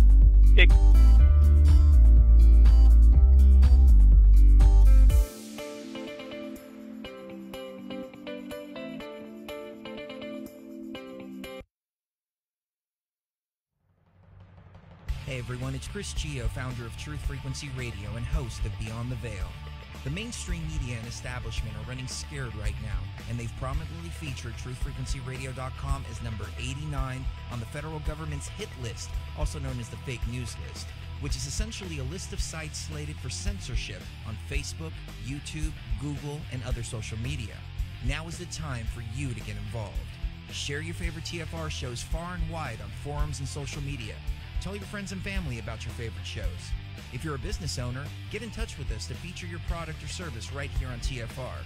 And if you haven't done so already, become a TFR supporter now and get unlimited commercial-free downloads in high quality. Visit truthfrequencyradio.com/sign-up. Thank you for making TFR the leader in independent and uncensored talk radio.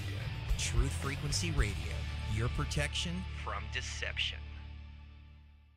Hey, it's Grace. Can we talk about something serious for a minute? Your age. Getting old has its perks. But remember, being a few years younger, you know, your hair was thicker, you didn't have so many wrinkles, that extra weight wasn't haunting you, and you just felt better. Well, we can't turn back the clocks and go back 10 or 15 years, but you can start feeling and looking 10 or 15 years younger with Nature's Youth RSF. It's a doctor-formulated daily supplement that helps your body maintain its peak performance and fight the aging process. Imagine sleeping better, looking better, and feeling better. See how Nature's Youth RSF has helped thousands of people just like you at nature'syouth.com. nature'syouth.com. Imagine how it will feel when your family and friends are asking you what you did to look so good. Your secret will be Nature's Youth RSF. It's time to start looking better and feeling better. Learn more and order your Nature's Youth RSF at nature'syouth.com. That's nature'syouth.com. That's nature'syouth.com. Travis Cook, America's Evil Genius, here to invite you to join us every Tuesday afternoon here on Truth Frequency Radio. No, on our show you will not see a bunch of three-piece suits or a cocktail party, and you certainly won't see a bunch of inside the Beltway banter. But you will see eye-gouging, crotch-kicking, no-holds-barred political discussion, the likes of which you won't see anywhere else in media. America's Evil Genius. We come to you every Tuesday from the outskirts of war-torn St. Louis, Missouri, where there's always a good race rider sex scandal just around the corner. Join us every Tuesday, 3 p.m. Eastern, 2 p.m. Central, and noon on the left coast right here on TFRLive.com. America's Evil Genius, Travis Cook, on TruthFrequencyRadio.com. No hate, no hype, no fear. You're listening to Truth Frequency Radio. We are TFR.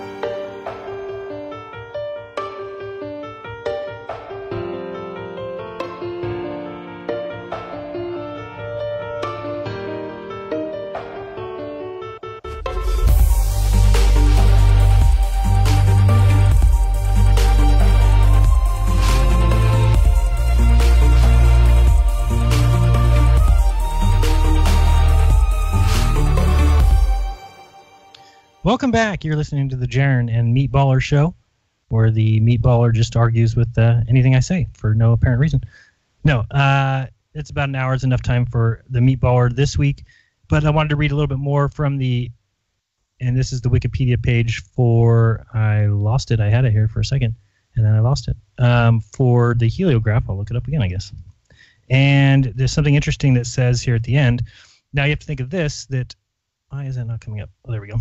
Heliograph for Wikipedia, and it does say that it travels in a beam, so you did get that part right. You know, I was thinking that you're seeing the reflection, not so much of a beam as much as it is just a flash of light. But then down further you will see, and by the way, you might want to hear this part too, the distance that heliograph signals could be seen depended on the clarity of the sky and the size of the mirrors used. A clear line of sight was required.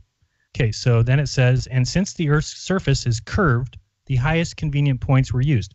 So right there, that tells you that if the Earth's surface is curved, as they say, then there is no point along the curve where you would see the beam of light anyway, or else you could technically be 10,000 miles apart on the Earth and just be shining the beam at the point where the hump supposedly is, and then the person picks up the flashing from that hump. No, you have to have a clear line of sight. So that's the issue at large on Thursday, is since I do not have a clear line of sight, in fact, I am blocked by 150 some odd feet of Earth's curvature, there should be no possible way I can see the flash of the mirror. So that's what we'll be testing. I'll continue on. It says a clear line of sight was required, and since the Earth's surface is curved, the highest convenient points were used. Under ordinary conditions, a flash could be seen from 30 miles with the naked eye and much further with a telescope. And again, I'll be using an infrared camera, P900. So we've got plenty of zoom to act as if it's a telescope. The maximum range was considered to be 10 miles for each inch of mirror diameter. I believe the person on the other side has an 8-inch or 10-inch mirror, so that means 80 miles or 100 miles. Either of those are well within the 25 that we'll be within. Mirrors ranged from 1.5 inches to 12 inches or more. The record distance was established by a detachment of U.S. signal sergeants by the interoperation of stations on Mount Ellen, Utah, and Mount Uncompahgre, Colorado, 183 miles apart on September 17, 1894, with Signal Corps heliographs carrying mirrors only 8 inches square. So with an 8-inch square mirror, they were able to communicate from 183 miles away. Now, both those mountains are very tall. One is 11,527. The other one is 14,321. If you add those together, you get 25,800. Put that into the curvature calculator, and you wouldn't start losing sight until about 190 miles. And they said 180, what did I just read? 187, 183. So it seems to be convenient for their model. However, I am interested in looking further into that because I guarantee you they were not at the peaks. So how high up on these mountains were they? And then let's punch those numbers in. I guarantee you we didn't have somebody standing at 11,527 and somebody standing at 14,321. So it'll be interesting to find out. And it does look like there's a book here. I tried to get it, and it says no ebook available. And usually when you see that, that's another interesting thing. And then when you find books that are extremely high priced, that always makes me wonder because what are they trying to hide?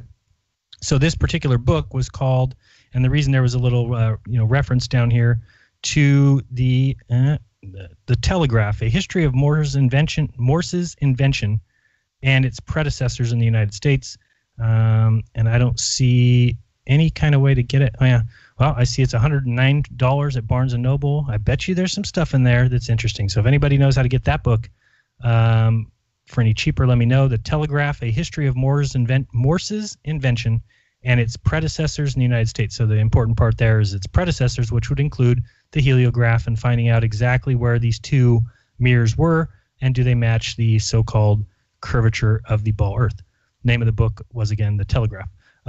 So I want to look into that, but that kind of tells us what's going on with this heliograph. It is a interesting device, and with the IR camera, and I saw how bright lights are shown on there, I think we'll easily be able to pick up if there is any kind of flash going on at the point of the mirror.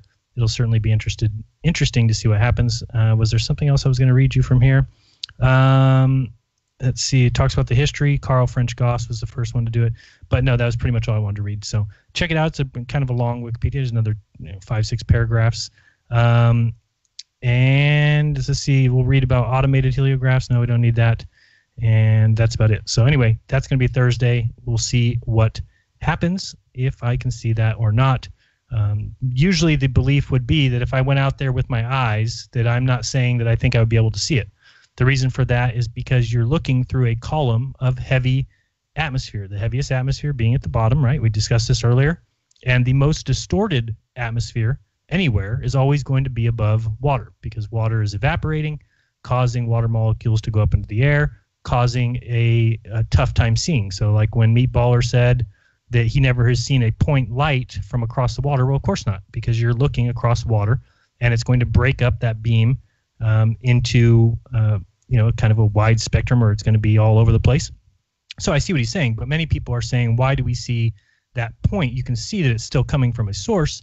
Again, like I said, I agree with the Glober argument, or at least I understand it. I don't agree with it, but I understand where they would come from. So that's why I said, well, let's think of a way that we can get around that. The way is to do it with a heliograph in the way that you need to have a direct line of sight. So I don't think you would see it with your eyes. Now, people in the past have said that's because the Earth is curved. I'm saying, no, it's because you're looking through 25 miles of distorted air. Now, the IR camera that I've seen clearly cuts through that distortion. I've seen it already for myself, seen where you're looking without the IR filter on there, and then you can't see very far. And then when you put the IR filter on, it cuts through, obviously not all of it, but it does a better job of seeing through that convoluted atmosphere. And the hope would be that we can see mirror flashes over there. We'll see. Maybe not. But these are the kind of tests that if somebody was a globe believer, that they should be trying to do. Tests that disprove the globe model. Tests that tear down the current thing. Not just people like Meatballer who come and just regurgitate the exact things that we already learned. Because the difference between us two is if there was ever a deception, if we were ever being fooled, if we were ever being lied to, clearly one method of thinking is the way to find that out. The other is the way to further allow people to be subjected to lies and deception. When you just go around repeating what you're told, no, the king is great. Yeah, but they need all these tax money and he doesn't hurt us. They don't enslave us.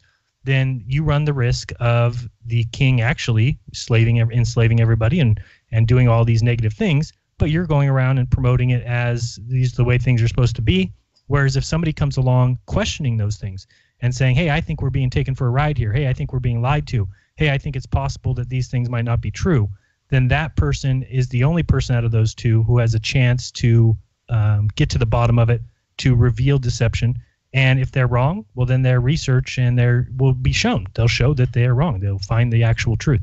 But the one thing you can't do is go around like Wolfie, like Red's Rhetoric, like Soundly, like Slice Barcane, like Cool Hard Logic, like Voice of Reason, or like Five Red Pears, all these guys who just keep repeating everything out of a school book. There is no benefit. There's nothing positive that can come of that. There's just nothing. You're not going to ever do anything for anybody. That letting them come to those conclusions on their own wouldn't be better served. And that's my opinion on that.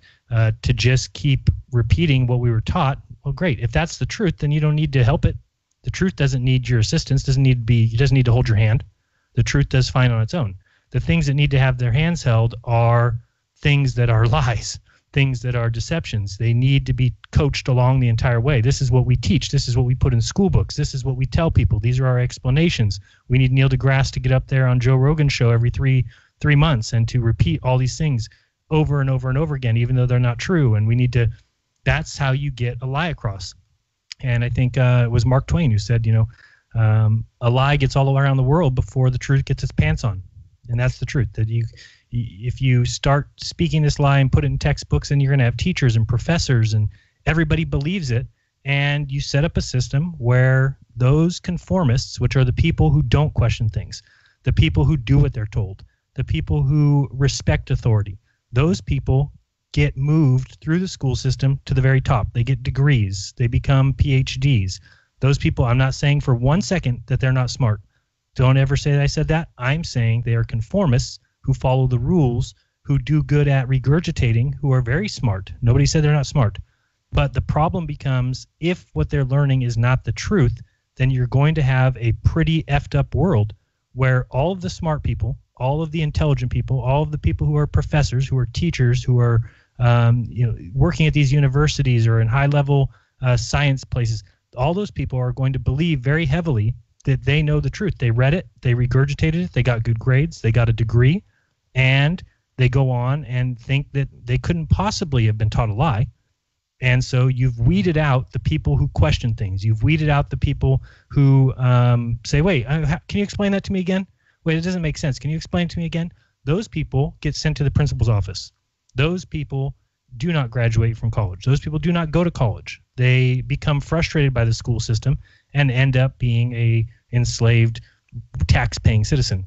Whereas the people that are rewarded for their adherence to dogma and doctrine and exactly what they're taught and regurgitate only what they're told and are unable to think outside the box, those people are rewarded with high-level, high-paying jobs to where they're well taken care of. It is not in their interest to question what they were taught. Neil deGrasse Tyson has no reason at all to question anything that he's ever been told. You can call him a scientist. You can think he's a great guy. You can think he wants the truth. He has no benefit to him at all to question anything that he was taught, because that comes with, number one, admitting to the world that you were wrong. Number two, admitting that you thought you were so right and you went around telling people how right you were and you weren't. Number three, all your family and friends who you've told how smart you are and who thought you were smart find out that you were fooled. Number 4, you've went around to auditoriums and classrooms and spoke to children and told them how great and magnificent this thing is that you know, even though it turned out to be a lie. And it becomes to the point where he's rich and powerful now, or not, I'm sure he does just fine. It would get to the point where he looks at it and says, well, I'm going to give all that up. And for science to pretend like, oh, whoever comes up with a new emerging truth gets paid. It's just like the people who say, well, they can't be hiding cancer medication. They can't be hiding the cure because that person would be a millionaire. No, sorry, they're going to stop you from coming out with your cancer cure, just like they would stop anybody that tried to come out with the truth. You're not going to get paid for that. One of the interesting things I've seen one time is Bill Nye was talking about how science works, and he says, if you think that the earth is flat, then just do me a favor, go take a picture of the edge, and boom, you'll be rich. You'll get so much money for upthrowing all of science, you'll be so rich. And then he stops and says, or when you get there, just fall off the edge, which is what I prefer. See, that's the problem, is that you're saying you'll be rich, everybody will give you money, but then you, part of the science community, has said, but I hope you fall off the edge. That's my hope. So you've just admitted to yourself that nobody in the science community wants anything overthrown about anything, okay? Because it calls into question their entire life's work. Everything they've ever done, all into question. So, okay, I went off on that one for long enough, and now we are entering Jeranism Monday Night Raw, the Raw version. So we do have some calls. Hopefully they are for the second. I'm going to check this call real quick to see if they're for the second half or the first half. You're on with Jeranism Monday Night Raw. Who's this right from? All righty, another one of those. So we got somebody in Palo Alto so far and somebody in Washington. Both you guys, I keep going to you on the call, and nobody is there. So let me get into the second half of the show, which is going to be asking for any suggestions or any remembrances or any examples, evidence of various types of forgiveness in your life, in your past, when you have or haven't forgiven somebody. Because I'll just kind of give an update of where I am, and we'll go from there. That, if you know my situation, and I'm sure many of you do, we've had infidelity in my marital relationship. We've had, about 6 months of, purposeful lies. That has all been okay. So we got that. We know that happened. We're moving past that. It's now got to the point of the apologies and the I'm sorry. Let's start over. Let's do all that. So at first my thought has always been, or at least from the beginning has been, I can't trust. How do you love somebody you can't trust? And I'm not sure that that's necessarily even possible, because I think part of that relationship mantra, or part of that relationship lore, part of the maybe it's the unsaid consent between each other, is that there is this certain level of honesty that's expected, and when that's been broken, then it's hard to move forward as a team when you have doubts about one or the other. And then basing it off my past and my experience is that, as I talked about 2 or 3 weeks ago, that I grew up with a family of my mom and dad until I was about 16 or 17, until they split up. But I never saw, in a weird way, what you might call like love, like affection, like attraction. There was a relationship between my mom and dad that clearly they were married, and I grew up and never thought anything was weird about their relationship at the time. Looking back, I kind of say, why didn't they hug or kiss, or why didn't I see a lot of that? But then I found out, as the divorce got into it, that my dad had cheated when I was 3.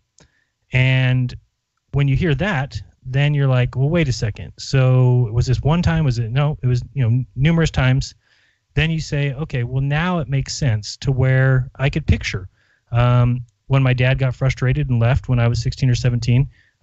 It was because I don't think he was receiving from my mother what he needed, which was love, which was affection. He found a new wife who he's married to now who does show him those things, and she's a great girl. She's a great lady. So then you start saying, okay, well, then I understand why my dad left. And then you look and you understand then why your mom didn't give those things to your dad. Clearly, because there couldn't have been the level of trust there that I think is required to have, that kind of feeling. So for me, the example for me is my own parents, and I saw them stay together for quote unquote us kids or us children, my sister and I. And that's commendable to a certain level, because I don't know if I would have turned out the same if my dad had left when I was 3 and I had to grow up with either one or the other of them. And who knows, you never know what your circumstances would be. But I think my sister and I turned out to be pretty good people, with a pretty good understanding of how families work and everything, because of the fact that we grew up in a normal environment. We still went to family outings and barbecues and pool parties and had birthdays, and everything was the exact same. We couldn't even notice that there was this certain level of distrust between my parents. But now, looking back, when you find that out, you're like, oh, well, it makes sense. I understand. I definitely understand where my mom would have always had that kind of, queer eye at my dad, just a little bit sideways look, and there just wouldn't be the kind of love and respect between them that I think could have been if he hadn't shown infidelity at the beginning. So that's my kind of example to base things off of. And so I look at it, and Missa may be saying that she's sorry and that she'll spend the rest of her life making it up to me, and that she'll spend the rest of her life being truthful, showing me that she can be honest, showing me that she's sorry. And those things are great to hear, and they're great to imagine. But at the same time, I worry if I would be doing the same thing my mom did, which was always looking with the skeptic's eye.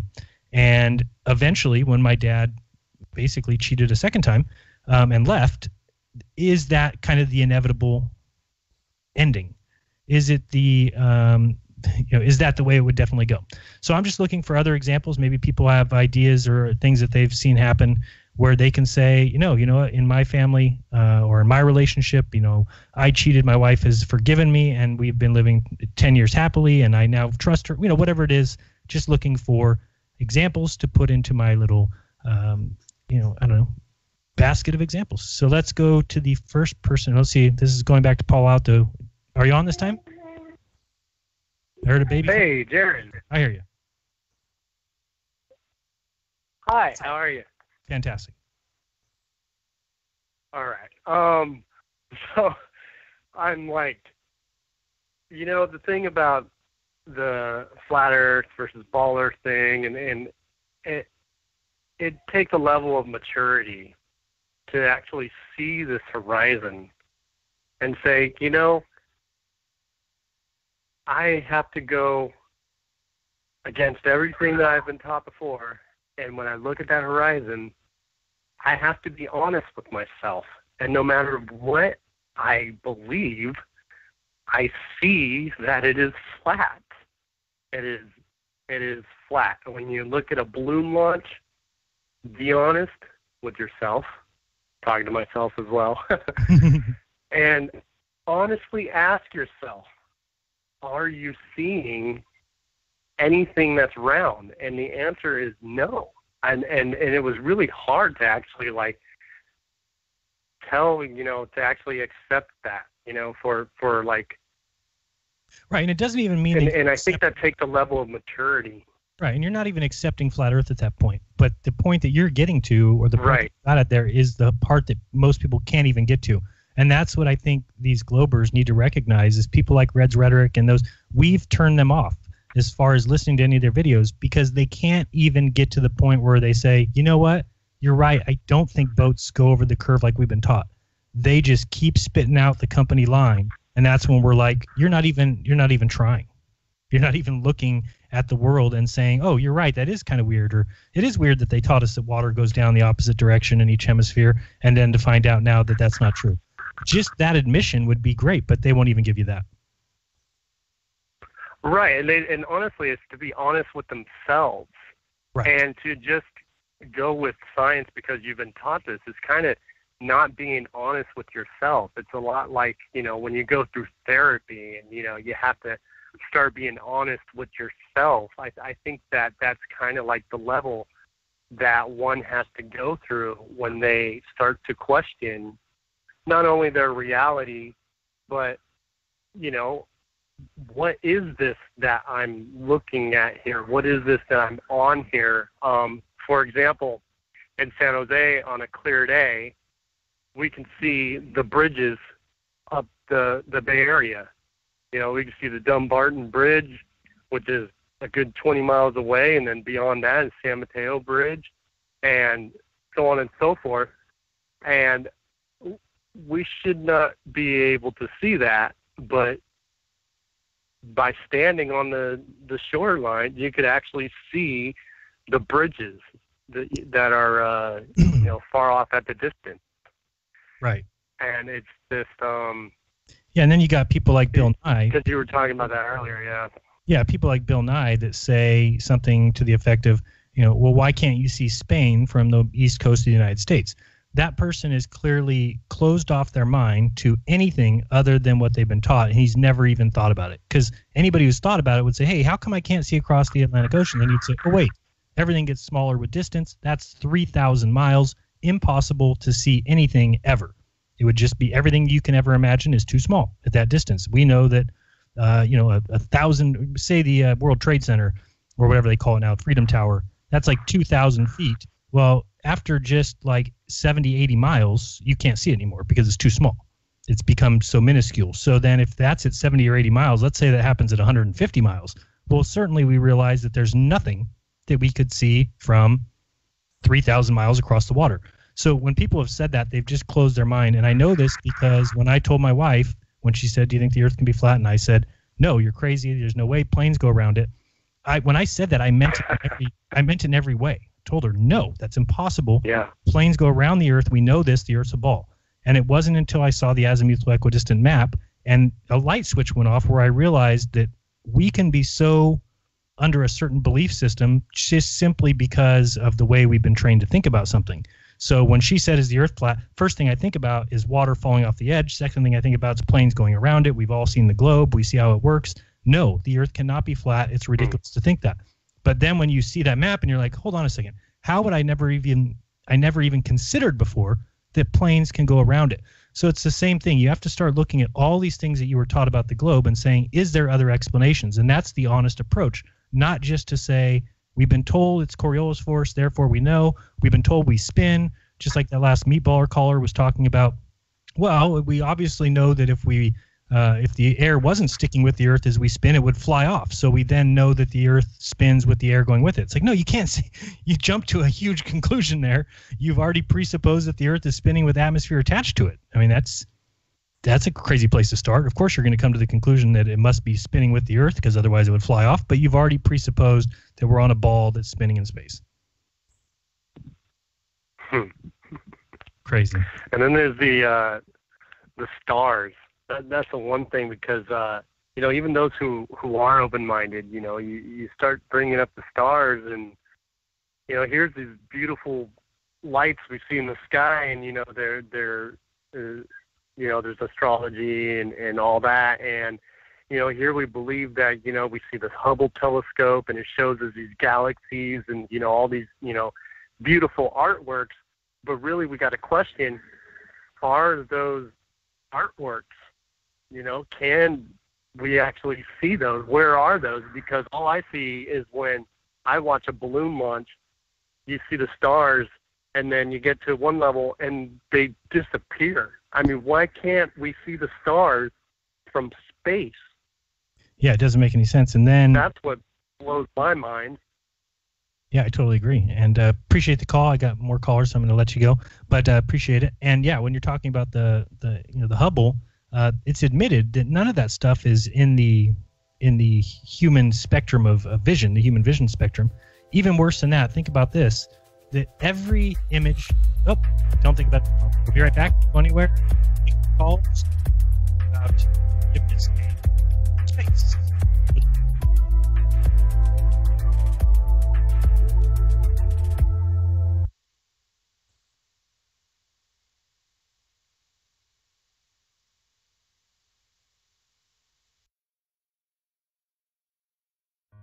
Hi, my name is Ella, and I'm 10 years old. I'm one of the millions of children born to parents suffering from the sheeple virus. Symptoms include the inability to think for oneself, the attention span of a goldfish, and a strong belief in government and the mainstream media. It is estimated that 1 out of every 2 children are being raised by parents infected with the sheeple virus. But there is a cure. For as little as 19 cents per day, you can become a TFR supporter and help children like me get their daily dose of truth. Together, we will make sure every child has protection from deception. White House reversal, remembering McCain. I'm Ann Cates. Flags at the White House are now flying at half-staff in honor of the late Senator John McCain. President Trump reversed course and ordered the flags lowered at the urging of the American Legion. The president also issued a statement saying that despite their differences, he respected McCain's service to our country. His colleagues on Capitol Hill are remembering McCain. The Senate won't be the same without John McCain. Majority Leader Mitch McConnell led off the tributes, steps away from where McCain's desk sat draped in black, a bowl of flowers on top. Good and faithful servant. Well done. You fought the good fight, you finished the race, you kept the faith, and you never gave up the ship. Democratic leader Chuck Schumer spoke of McCain's work on the so-called Gang of Eight bill, immigration reform approved by the Senate on a bipartisan basis in 2013. Had we passed immigration reform then, had the House done what the Senate did under John's leadership, we wouldn't be quarreling about immigration now. Bob Costantini, Washington. The U.S. and Mexico have worked out a trade agreement. The details of the deal have yet to be made public, and it remains to be seen whether Mexico has agreed to the terms announced. But the White House says the deal with Mexico includes rules incentivizing more automobile production in the U.S. and commitments to improving agricultural trade. Canada was not part of today's announcement, but President Trump indicated that that would happen separately.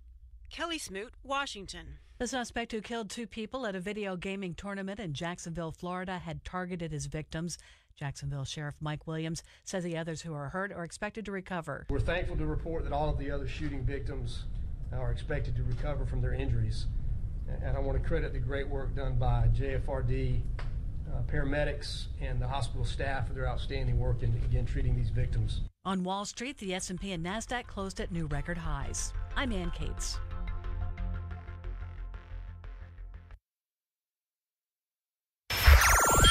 Wherever you are, make it Truth Frequency Radio.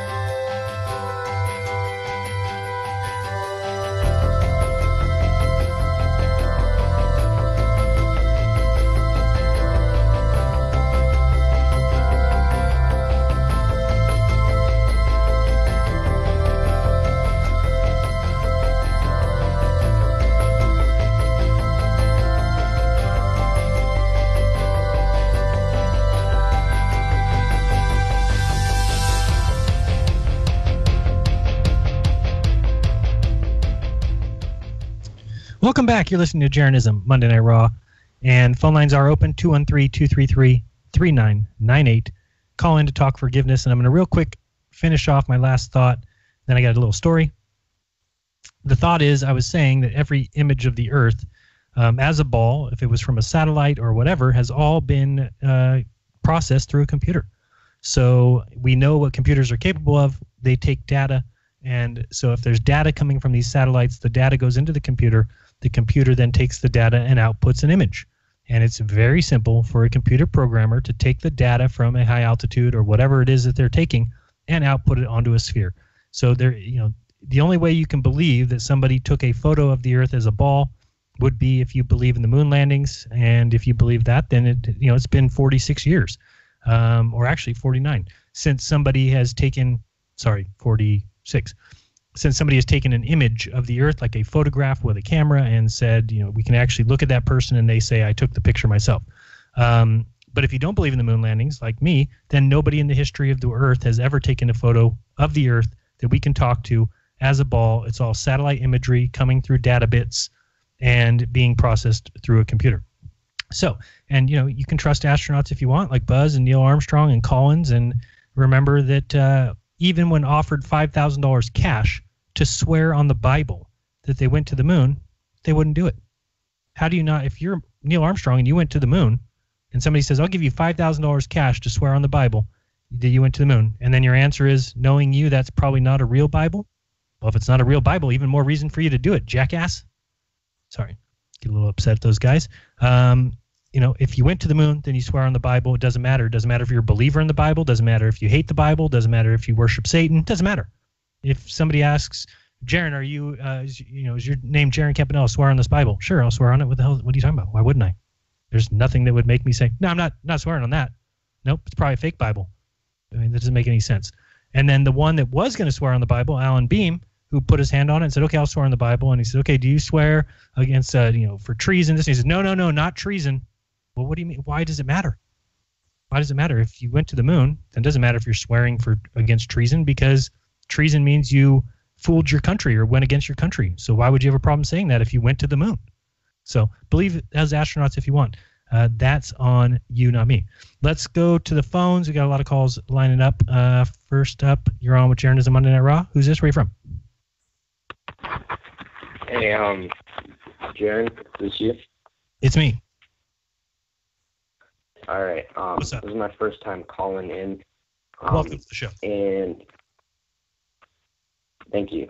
And I mean, I agree that NASA are liars, and I don't think that that they can take photos from that far away, like billions of miles away. It just doesn't seem possible to me. But I see that they have an incentive to do that, as to show people, to give the illusion that NASA is important and to pour more money into them, when NASA is actually a military operation.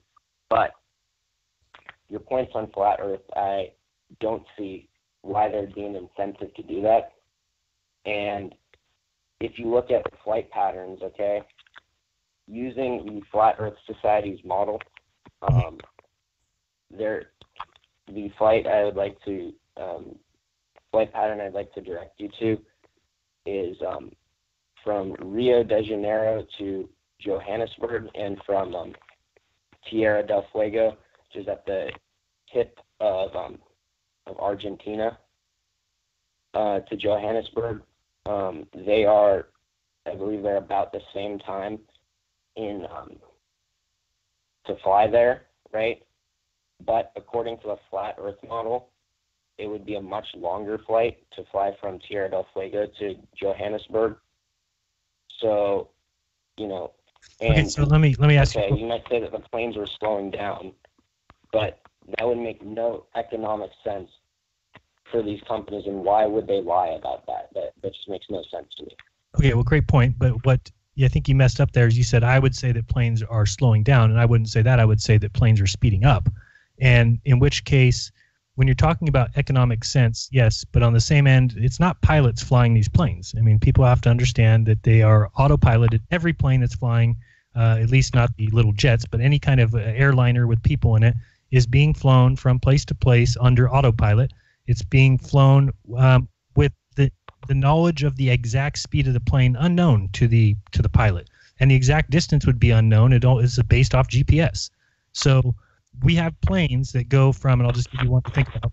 We have planes that go from Sydney to Santiago that are 11 and a half hours. Okay, so that's Sydney to Santiago. It's about 6,000 miles. But when you look at that and you say, okay, well, so they're going, 11 and a half hours, 6,000 miles. When you figure that out, so I'm going to do the math just so I don't mess it up. 11 and a half hours and 600 miles. So when you do that, you get 0.5. All right, so we get 500. What? Is that right? Hold on, I'm sorry. So it's about 500. 500 yeah. So it's about 500 miles per hour. Okay. So when you do that, though, here's the problem: is that there is in the south a jet stream that goes 250 miles per hour. It probably, if you're looking at average, maybe it averages 200. You know, I've seen it hit 250, but it averages 200. It's the major easterly jet stream down there. So what that means is that the plane is being carried at 200 miles per hour plus the 500 mile per hour speed that it's going. Well, when you figure out how fast the plane is going and how far it's going, either the plane is going 300 miles per hour and being carried the other 200 miles per hour, meaning it's only going 500, but that doesn't make any sense because, like you just said, economical sense would be to go the maximum speed of the plane and let the wind carry you an additional 200 miles per hour, in which case they're going about 750 miles per hour. And then when you do 750 miles per hour instead, multiply that by the 11 and a half hours, now all of a sudden the plane could be traveling with no knowledge of anybody in the plane, 8,625 miles instead of 6,000. So it's possible very easily without anybody knowing at all, anybody, that the plane is traveling 8,600 miles instead of 6,000 miles. So you have to realize that it is possible that planes could be going faster. Now, here's my question to you. If you can find me, and this is your homework assignment, find me a cruise that does those same trips you just gave me. So the Sydney to, you said Rio de Janeiro to Johannesburg. Now is that the south of South America to South Africa? Right? Yes. Okay, so, find a cruise that goes point to point, because there is no cruises that go from South America to Australia or New Zealand unless they take multiple days up at the islands and kind of dance around up there and come down to Easter Island or go along the Philippines and up to Alaska.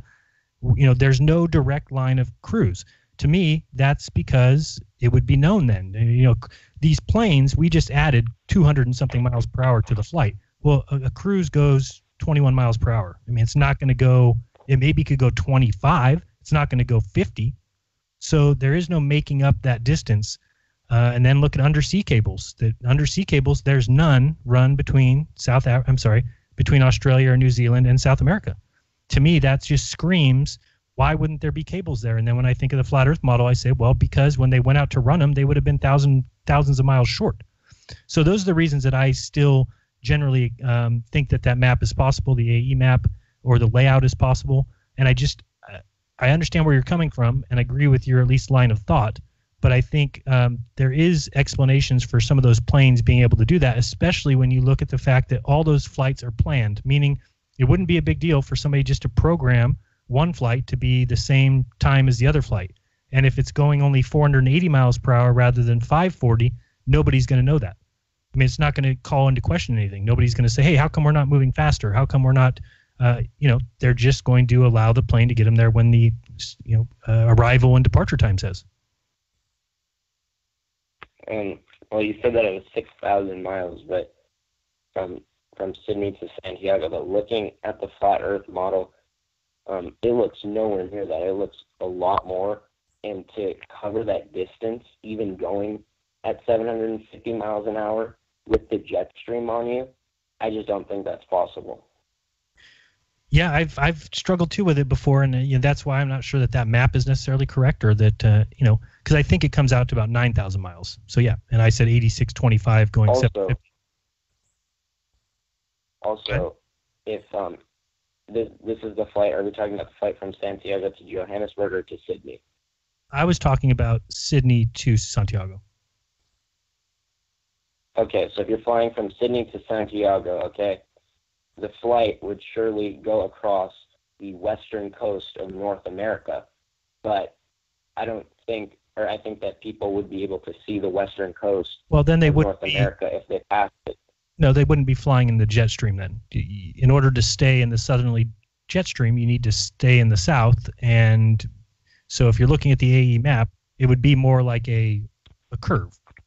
You have to stay south. Okay, but if you do that, that adds so much more mileage, and and there's no way, I could see no way possible that they can make the plane go that much faster, even with the jet stream, to get there.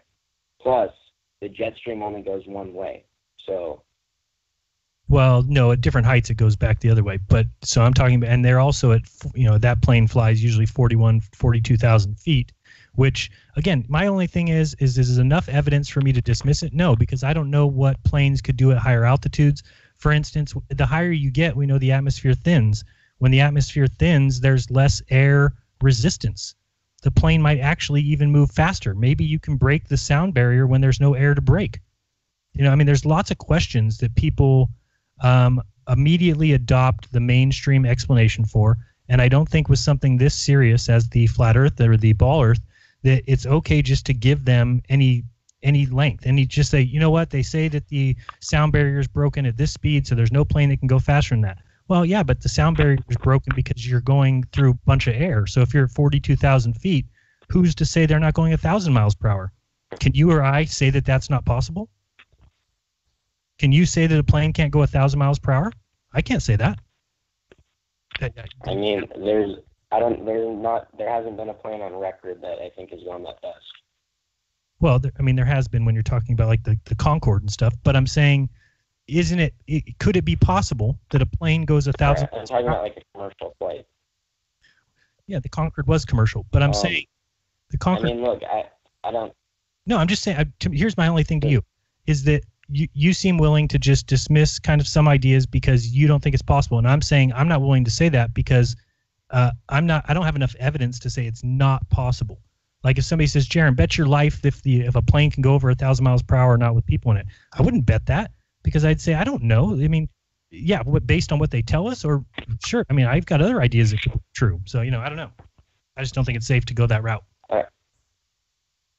Well, and then, so is your view on like other planetary stuff? Do you even believe in other planets?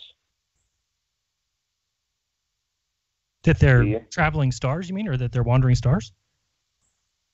Or you mean like actually believe in that the sun exists, or like Mars exists, or even the moon exists?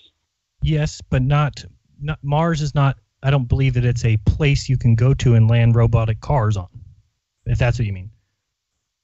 Do you believe that Mars is flat? No, I don't think. I think Mars is a light in the sky. I don't think it's a place. Just like I don't think. So you think that's just CGI? No, I just said it's a light in the sky. What do you mean So CGI? what is it then? I don't know. Here's the again. Like is Mars CGI? It depends what you're talking about. The stuff we get from like the rover and stuff like that. It's It's up you think that's Devon CGI? Island. No, I think it's Devon Island. I think it's on Earth. Here's the thing: is that I'm not making the claims. I'm saying, so I don't want to make a claim and say I think it's CGI. I think it's this. To me, it appears to be a light in the sky. So for somebody to have me believe that it's something else, then it's their responsibility to give me the evidence that makes me say, oh, you're right. And the evidence I get from NASA is not worthy of me saying, oh, this is definitely true. They're the only ones up there. Nobody else has ever been there. It's a military organization. You said that yourself at the beginning. So really it comes down to who am I trusting when I'm told Mars exists? And then they put a rover there, and the rover is just ridiculous. Like, why don't we see we never see sunsets on Mars, or we never see the stars from Mars. All we see is this little robotic car that never breaks down, that's been going on for 8 or something years when it was only scheduled to do a year and a half, that never has any problem with the dust storms that we're told about that happen on Mars, that has enough. The thing weighs like 20,000 pounds or something ridiculous. Like it's the size of a full bus weight-wise, and it's getting enough energy from the sun to travel around from solar panels. It just doesn't make a lot of sense to me, and it seems like a very good story. And then we find up in Devon Island that there's a little robotic thing going around with a camera on ground that looks exactly like Mars, and they say, oh, this is our practice yard. This is where. So imagine that. Like, you're NASA, you have all this money. You could build a little practice yard in your facility to where the terrain is like Mars, yet they go and take a bunch of people to an island up in Canada and set up shop up there with all these satellite dishes and all these trucks and all these remote controls. It's like, what? Like, what a waste of money. Why would you do that? Okay, but that's not the purpose. But that's not the purpose that NASA is for. NASA is supposed to rule, or is supposed to, like they're trying to they might have like satellite destroyers or whatever, and they might, theoretically they could use Mars or another planet as a base for them, or just for any of their operations that can't be done. Wouldn't they start with a base on the moon? Why would you want a base on the moon? Well, yeah, I mean, if nobody's been back to the moon, where if, in my opinion, if you're looking for military superiority, whoever is on the moon could threaten nuclear war, and that's not something that can be threatened now because, well, people have their own beliefs about nuclear weapons, but you really couldn't even threaten it if such thing existed, because the other person would just launch one back at you in the same amount of time, and you would both be annihilated. But if you're on the moon, then you could say, go ahead, shoot your weapon, and then they'll shoot theirs, and then we'll shoot ours last, and we'll live, and you'll all die. So it's a huge military plus to be on the moon. I just want to figure out the bottom line of this. Okay, so why do you think this matters? Like why does the Earth being flat matter?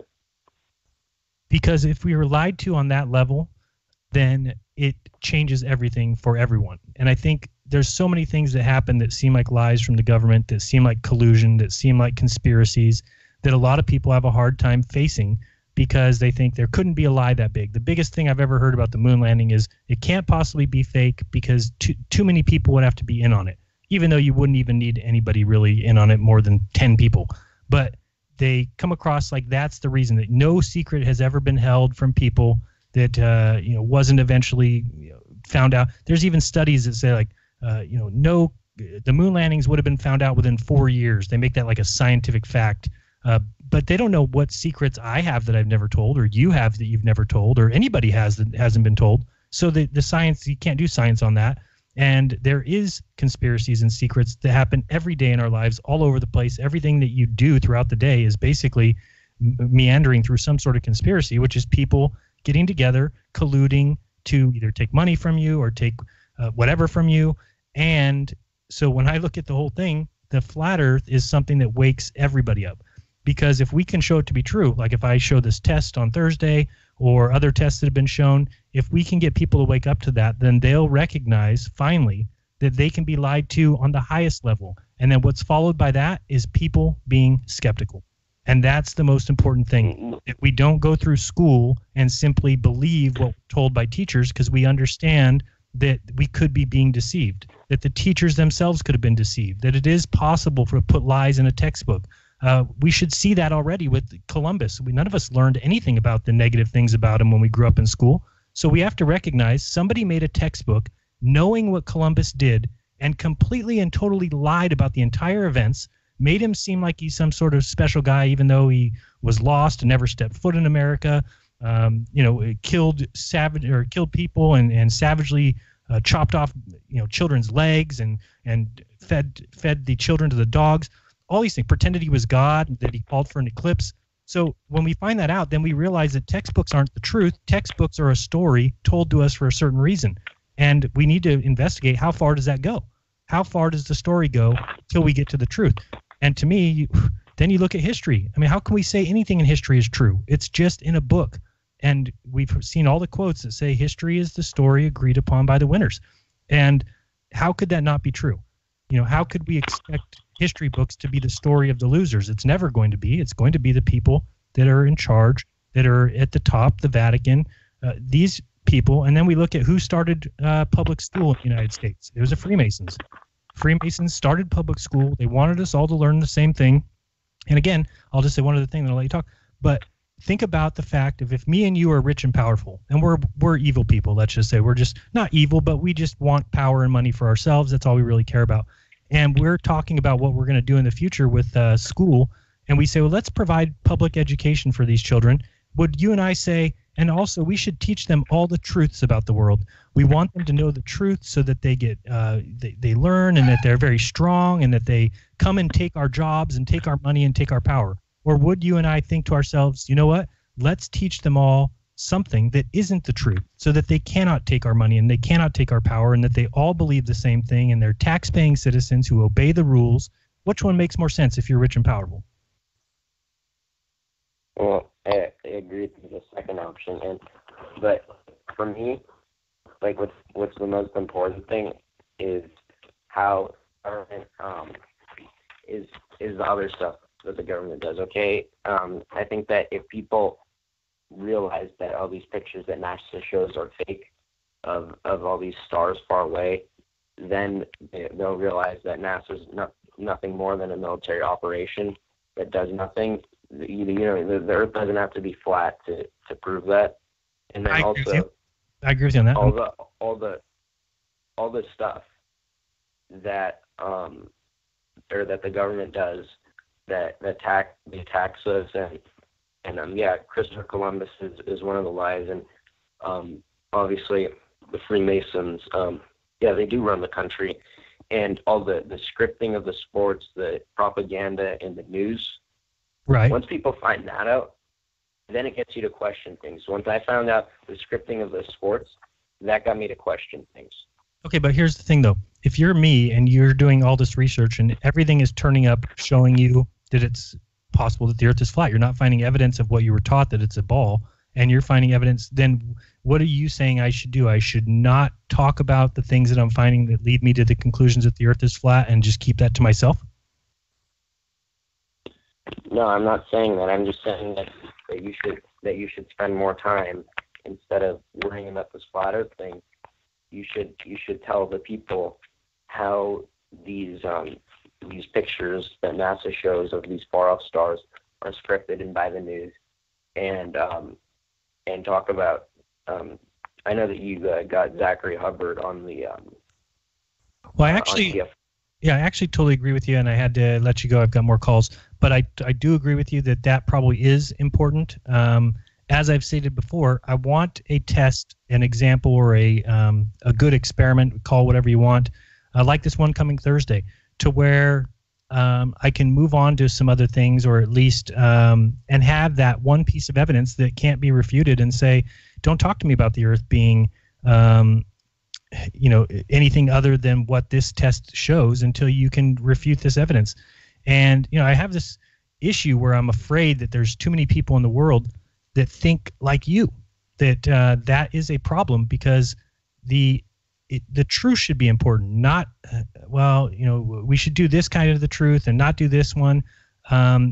It seems to me that that's the way they want people to think. They don't want people to ever think about the Earth being anything other than what they've taught us, and they send little minions out and they make sure that these people ridicule you and put you down, because it's the scariest thing in the world to think, what if I'm made fun of?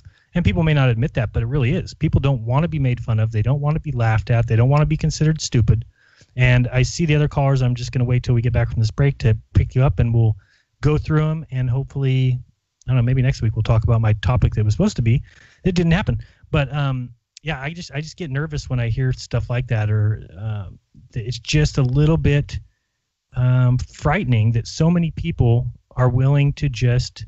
And do I have time for my story? Maybe I have time for my story. I don't know what time the break's going to come up here. Here's my story, and talk about issues that are hilarious.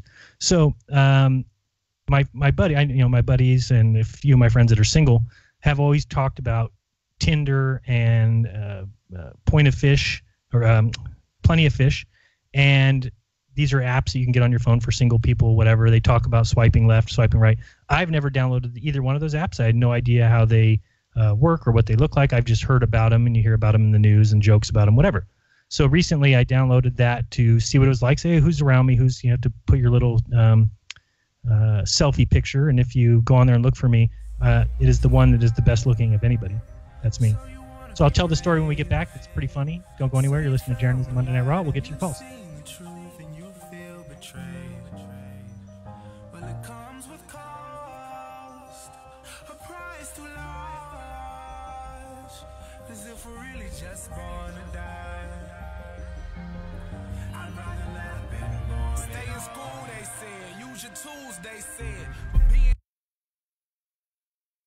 This is Elizabeth McCabe, aka Lucky One of Truth Frequency News. I wanted to tell you all about Extendivite from HeartDrop.com. Y'all know I check everything before I air it. When I heard about Extendivite on TFR, I went to HeartDrop.com and started my research. It's got cayenne, That's good for blood and circulation. It stimulates the blood flow. It's got garlic, which fights bacteria like antibiotics, and it lowers the cholesterol and blood pressure. It also has milk thistle, which is the best detox for liver. I couldn't wait to try it out, and I'm glad I did 4 months ago. And here's the obvious results. My hands and feet don't get cold anymore. The varicose veins have faded too. My wrists don't hurt after typing all day. Now I tell you all this because it's true and I want you to really live life. Try Extendivite. Go to heartdrop.com and order it. Extendivite is only $69.95 for a 2-month supply of either capsules or liquid. Call now. That's 1-877-928-8822 or visit heartdrop.com. Extend your life with Extendivite. Message and data rates may apply. Hi, I'm Frank Thomas, the Big Hurt. After I left baseball, I just couldn't stay in shape like I used to. Turns out, once you hit 40, your body has less free testosterone, and that can make it harder to get into shape. So I got back into the game with Nugenics. I'm feeling stronger with a lot more energy and drive. You want to get back into shape? Get Nugenics. All you have to do is send one simple text. Frank's right. Just text STAY to 42424 to get a complimentary bottle of award-winning Nugenics, the #1 selling free testosterone booster at GNC. Its unique man-boosting formula is powered by Testofen, a patented key ingredient clinically researched to help a man feel stronger, leaner, more energetic, and more passionate. And guys, she'll like the difference too. Nugenic samples are not available in stores. To get your complimentary bottle, text STAY to 42424. That's STAY to 42424.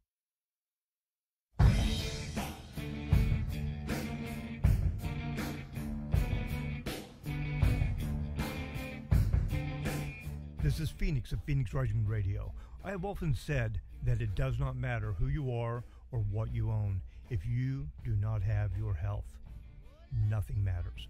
As we travel on this journey through time and space, it is our utmost responsibility to keep our physical bodies and our minds in the best shape possible. To do this, go to the website truthiswellness.com and you will find products and contact information for Boomers Forever Young. Boomers offers the most advanced nutritional products offered anywhere.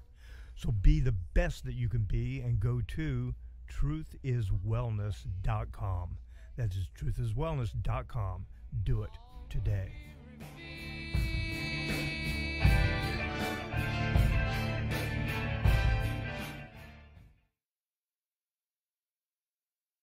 We are TFR. My faith in destiny is all I need to prevail. Truth Frequency Radio.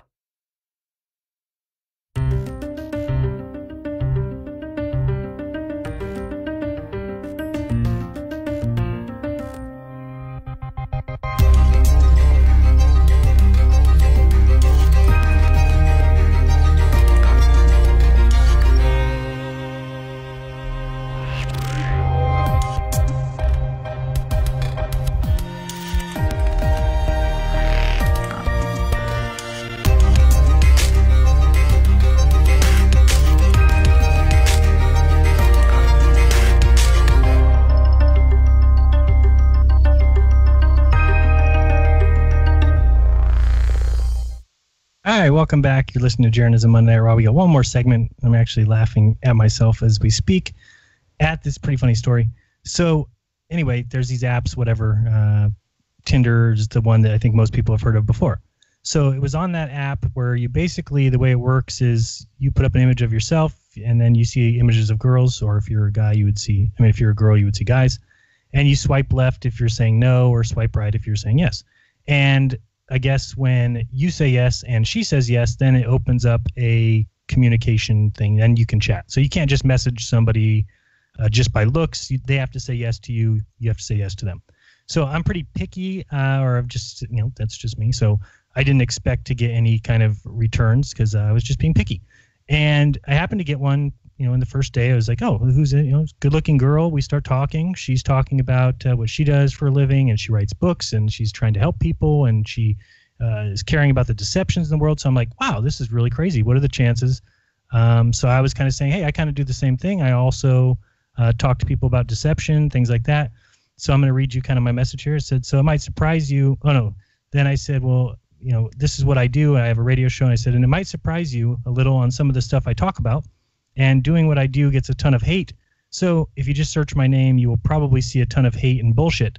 So all I ask is this: can I give you an interview for you to listen to first? Maybe put in your headphones, go for a walk, just listen to the entire thing so that you have a basic understanding. If you don't agree with me after that, no hard feelings. Her response to me was, I would love to listen. I'm pretty open-minded, as long as you don't think the earth is flat. Oh. I'm sorry, I'm just laughing at myself. As long as you don't think the world is flat, I will listen carefully. I got that message. I'm like, what the hell, man? Is this? I thought it was candid camera time or something. I took a screenshot and sent it to David Weiss and said, tell me this did not just happen. Oh, pretty funny. Let's go to the phones. You're on with Jeranism Monday Night Raw. Who's this? Where are you from? Hey, Jeran, it's Travis. What's up, Travis? How are you? Not too much, man. Not too much. I'm doing well, thanks. I'm doing well. I just pulled into my stop after driving all day, so yeah, I'm about ready to crash. But I'm getting near there. I'm trying to recollect. Yeah, I'm trying to recollect my thoughts just to touch base with the topic that you wanted to bring up. And well, nobody else did, so you wouldn't be alone. So, well, no, that's okay. I want to encourage you in the same way that I would encourage anybody, whatever side of the fence they found themselves on. If it was a wife or a husband, I'm going to say the same thing to you as I would say to a woman. So I don't want it to be, misconstrued in any way. But I want to encourage you to do what's best for you, right? Because we can often make decisions based on thinking that we are responsible for the other person's happiness. Right. And that's just not true, because if you allow yourself to be influenced by another person's demand or requirement or request, however subtle, that you do something for their happiness, that is a form of slavery and bondage that you cannot live up to. So I just want to encourage you on that front to do what's best for you. Don't make this decision because you feel obliged to the other person somehow, like you want to do this for them or to help them in any way, because that, again, places you under their control. Yeah, no, I totally agree with you. Does that make sense? Yeah, no, I totally get what you're saying. Yeah, my only thought, and I mean, people know my opinion of the whole thing going into it, so it's not like I'm hiding that. But my thought is that the only thought I have really is that we all do make mistakes, number one. And be it a mistake I don't think I could have ever made or whatever, when I hear the reasons for it, and then I think of how we got together and what was important then, and did I allow those things to leave? Well, it kind of happened by both of us, right? I mean, like I said, and I think any married couple knows exactly what I'm talking about. That the flirting, the text messages, maybe the winks, the little grabs of the ass, whatever, those things go away with time. And if you look back at that and you say, okay, yeah, they went away slowly. They weren't completely gone, but they weren't certainly as heavy as they were. But then you look at that and you say, well, am I partially responsible for that happening? I think the answer is obviously yes. Obviously, she would say the same thing. Okay, yeah, those things happened because we both fell apart or both stopped doing them. So you just have to really look at it and say, I think that the biggest question, if there was no question about me trusting her again, then I would welcome her back. That's because I think everybody makes a mistake, and I still love my wife. That's who I married. That's who I chose to stand in front of family and friends and say that to. The only real issue for me, and this is probably going to be the deciding issue, is that if you can't trust somebody, then I don't think you can be in love with them. Sure, you can love somebody, you can forgive somebody all you want, but as far as being in love, being a married couple, being a team, for me, you have to have that trust. And if it's not there, which once what's been done to me has been done, I'm not sure that will ever come back. Even if you are under watchful eye for 20 years. And, it's just, you will always have that little bit of a skeptical view. I mean, hey, I'm going to the store. What used to be like, okay, cool, see you when you get back, with no issues in the world, now becomes a, what do you mean? Well, what are you getting? Well, why? Where are you going after? How come you were gone for 45 minutes? And I never want to be any kind of husband like that, or any kind, part of being married was that mutual trust. That I would find it very strange if I went to the store and she said, well, where are you going? What time are you getting back? Well, how come you were gone 45 minutes? You said 40 minutes. That's the kind of nagging shit that I would be like, I don't have to deal with this. I went to the store like I told you. But once somebody's done what's happened, then I feel like it would be impossible to not do those things, not say those things. And even if you didn't say them, you'd still be thinking them. And if you're thinking them, that's going to wear on you, and it's going to show in the way you treat the other person. So that's ultimately why my decision is what it's been so far. Sure. And again, like I said, that's all on you in terms of the decision that you have to make for Jeran. So, I wholeheartly agree. A couple of things, if you still have time to talk about it real quick, and that is that you're entirely correct in terms of the trust issue. And so if you go down the road to where you're going to open yourself up to extending the relationship and continuing to work on it, that you are going to personally have to handle that battle yourself, in terms of counseling yourself not to be controlled by those fears. Right. You're absolutely right. You're so much when sense. You're absolutely right. Yep. Yeah. So when you get to the point to where if you and she sit down and she says, look, X, Y, and Z, will you please forgive me? At that moment, this is your fork in the road. If you're going to go down that road of forgiveness, then it is all on you to let it go and not bring it up, and not be a passive-aggressive manipulator who makes her feel guilty or bad or sad that she did what she did. Because it can go both ways. She can manipulate you and say, well, you used to do this when we were dating and you used to do that. That's manipulation. And you could also do the opposite, to where you say, well, where are you going? How long are you going to be there? Because that's all just a mind screw. So it's a huge responsibility of yours, to where if you say, I forgive you, it has to be complete. You have to let it go and not let your heart and mind be controlled by fear. But at the same time, your love for her is going to demonstrate to her that you trust her and that you aren't being an emotional bully trying to punish her. So it's just a huge dance, man. And I just want to encourage you again, don't do what's right for you. If you want to go down that road of forgiveness, great. If you say, yeah, I'm not going to do that. Hold on, now let me just ask you, because I like your method of thought, but I'm going to explain why I'm confused. So what is your opinion of people earning forgiveness? So you're describing a forgiveness that is handed kind of with immunity. Just, okay, well, because you're my wife and I'm going to take you back, here you're forgiven, I'm forgetting about it, and I'll never hold it against you. So what is the problem with earning forgiveness? I mean, if you go and punch your friend in the face, he might forgive you, but I'm guessing that you would need to, over time, show him that you're not going to do that again. Or what about earning forgiveness? Are you saying that is not something that should exist in marriage, or what are you saying about that? I don't know that the terminology for earning is the one that I would choose.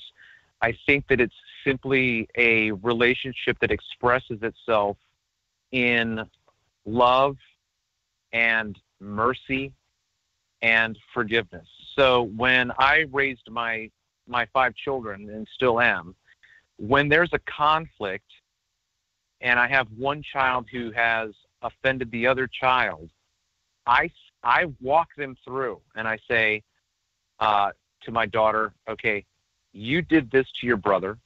You need to apologize and ask for forgiveness. She does it. Now I say to the brother, your sister has now just said that she was sorry for what she did. You need to forgive her right now. Not when you're ready. You don't say, oh, I'm not ready. No, that's bullshit. You are brother and sister. You're not going to hold this over her. You're not going to pout. You're not going to go away for 5 minutes and say, whenever I'm ready, I'll forgive you. No, that's emotional abuse, and you're being passive aggressive. Knock it off. Man up. She said she's sorry. You forgive her. Boom. Done. Now, if you have, now they're children, so there's going to be repeat offenses, right? They're going to completely have to grow and mature in the way that they relate to each other. That's a given. So they're going to be repeated offenses. Now, when we're adults, I think that changes to a certain extent, so that if your wife has now gotten to the point to where she cheats on you 6 times, okay, you might need to wake up. You know what I mean? But in this instance, you know, there's one of the things you're going to have to consider is your wife is capable of this action. She's demonstrated she's capable of doing this. Absolutely. Right? So that is a reality as you move forward. So as much as she's going to say, I'm sorry, I'll never do it again, in the back of your mind, I mean, you might want to call her on it and say, you know what, that's great, but you can't say that because you did it once.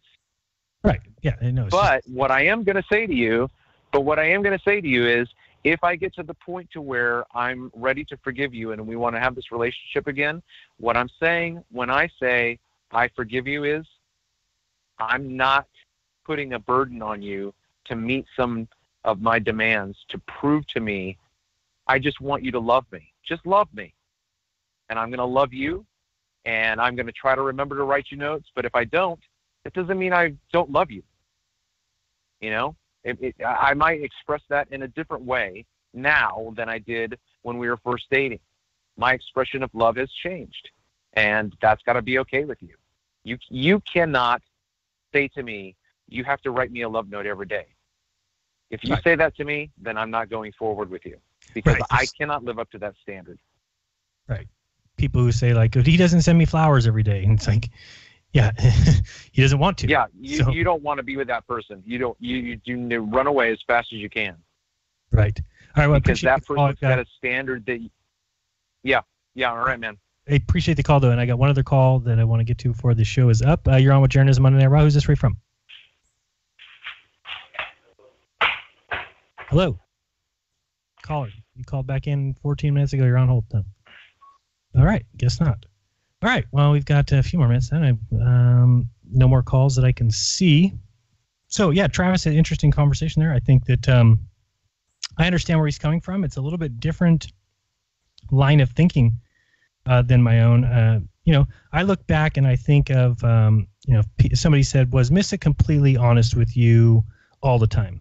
Because that's, I think, something that should be implied in a marriage. Anytime there's dishonesty going on, there's going to be problems. Obviously, I've said that a million times, you know, hating liars and everything.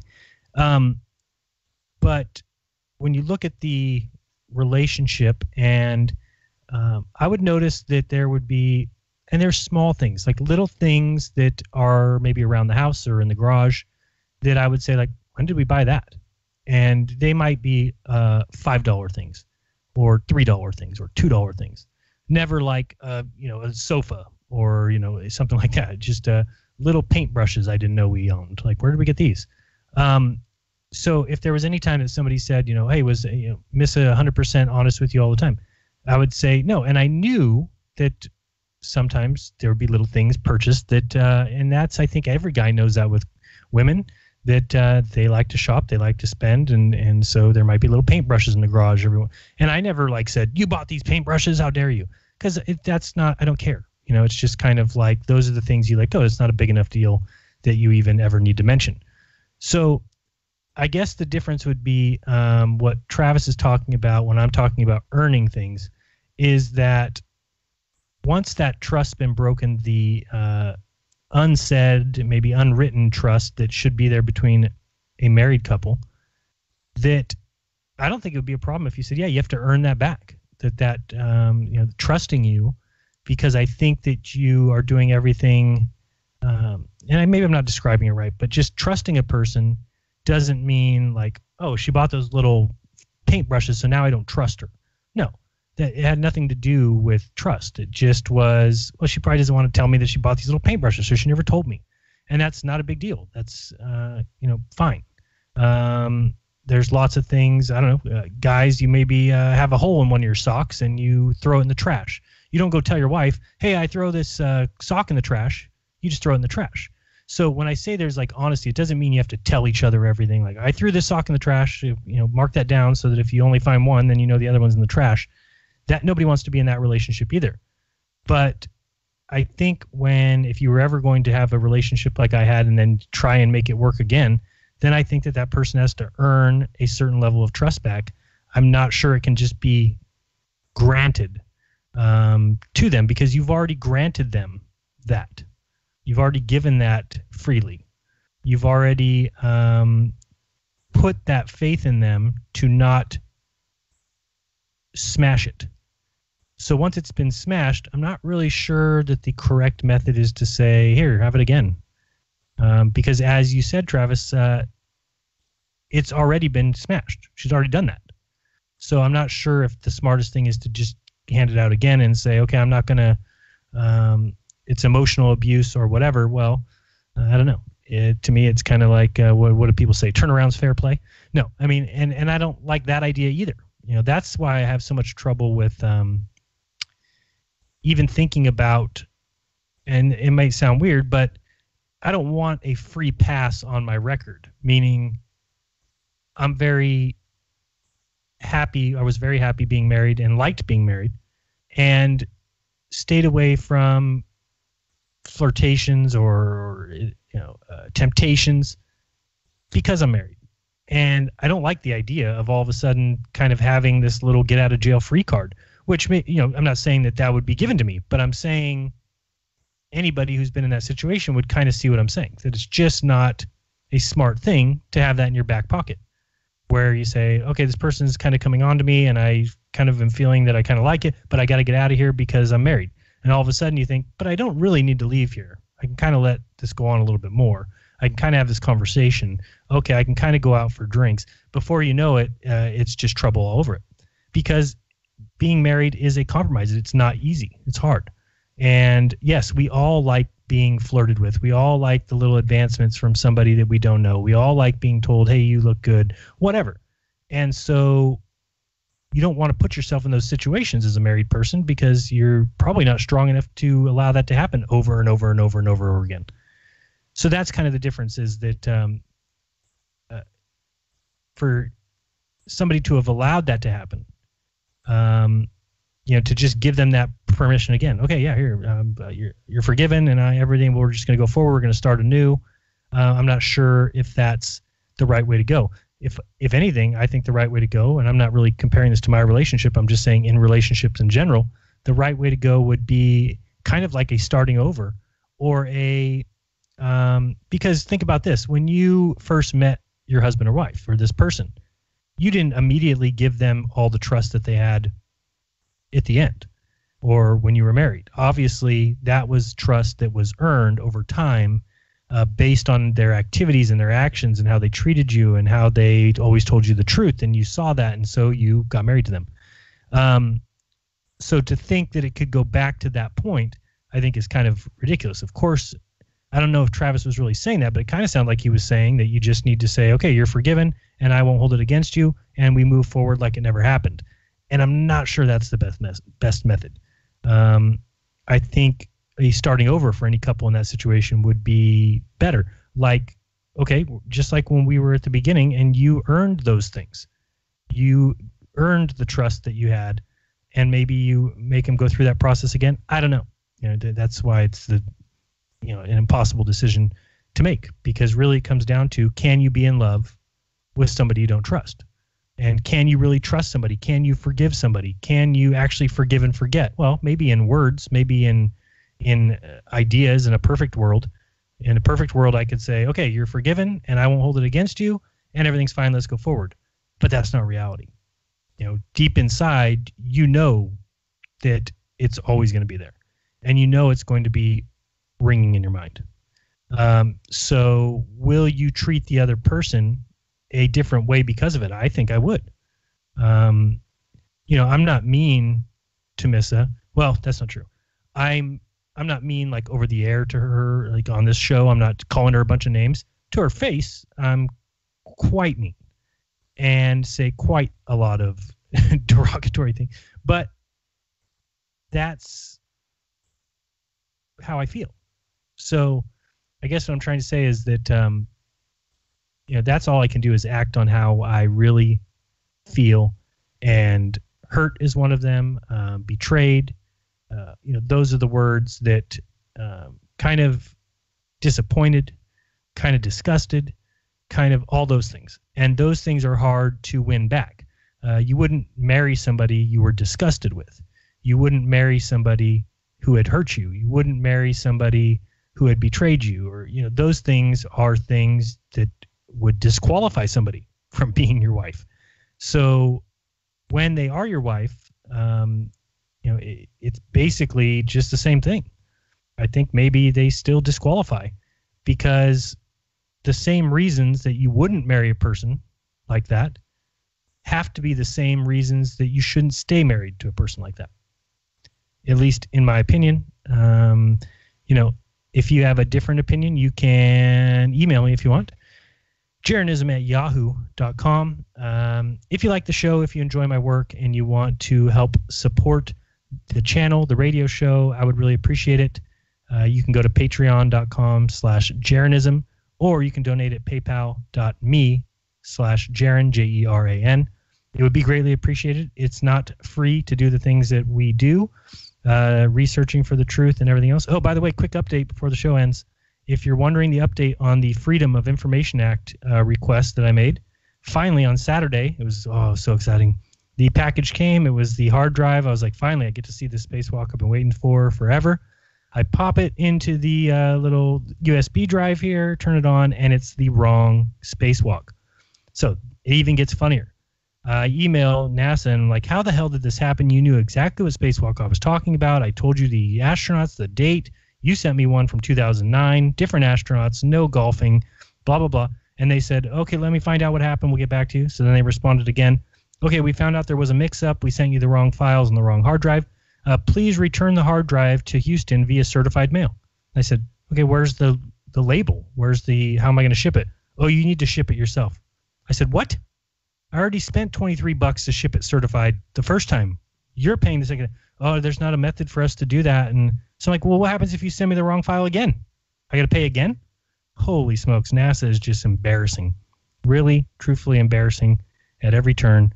So, again, having to deal with these guys and write emails back and forth, and that's all the stuff that people don't see. So, yes, the $1,400 was funded by viewers, and basically two viewers who did $600 and $400.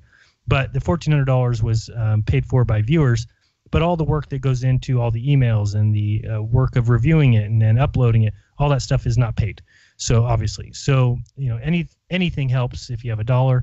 I've got a lot of people that have signed up for $1 a month on the PayPal subscriptions, which is really cool because it's not may not seem like a lot, but when you've got 10, 11, 12 people doing that, it adds up over the month.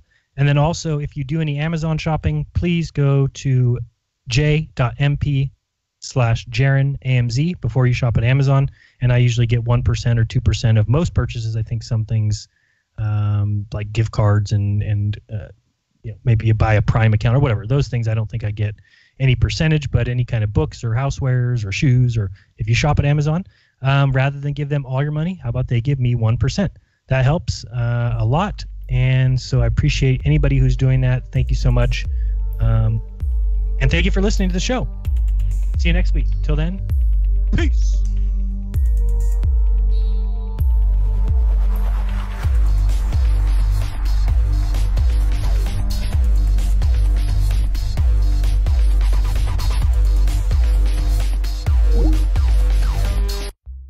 Censorship and regulation is becoming an ever-growing problem.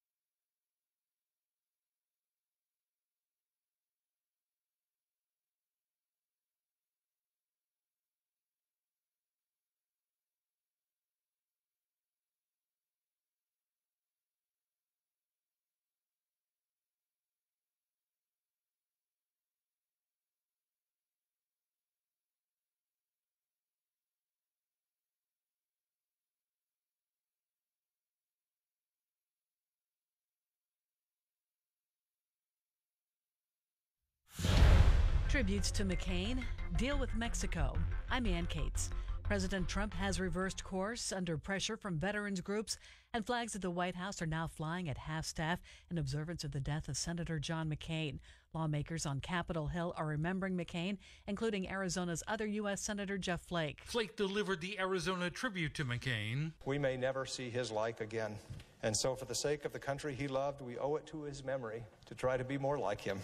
We have lately wasted a lot of words in this town doing and being everything that John McCain was not. Arizona Governor Doug Ducey will choose McCain's temporary replacement. He or she must be a Republican by state law. It will not be an easy choice. Bob Costantini, Washington. Canadian Foreign Minister Chrystia Freeland is cutting short her diplomatic trip to Europe and heading to Washington tomorrow. Freeland will fly to the nation's capital on Tuesday after the Trump administration and Mexico said they reached a preliminary accord to end and replace the North American Free Trade Agreement. The administration still needs to negotiate with Canada, the third party in NAFTA, to become part of the new trade accord. Mike Cremidas, Washington. A federal court has ruled that congressional districts in North Carolina have been unconstitutionally drawn to favor Republicans over Democrats. The judges may require new districts before the November election. The suspect who killed 2 people at a video game tournament in Jacksonville, Florida, before turning the gun on himself, had a history of mental illness. Correspondent Clayton Neville reports on the background of David Katz. Divorce filings from the shooter's parents show that he was hospitalized twice and prescribed antipsychotic and antidepressant medications. The documents say his parents disagreed on how to care for their son. Katz's father claimed his estranged wife was exaggerating symptoms of mental illness during a custody battle. On Wall Street, the Dow climbed 259 points. I'm Ann Cates.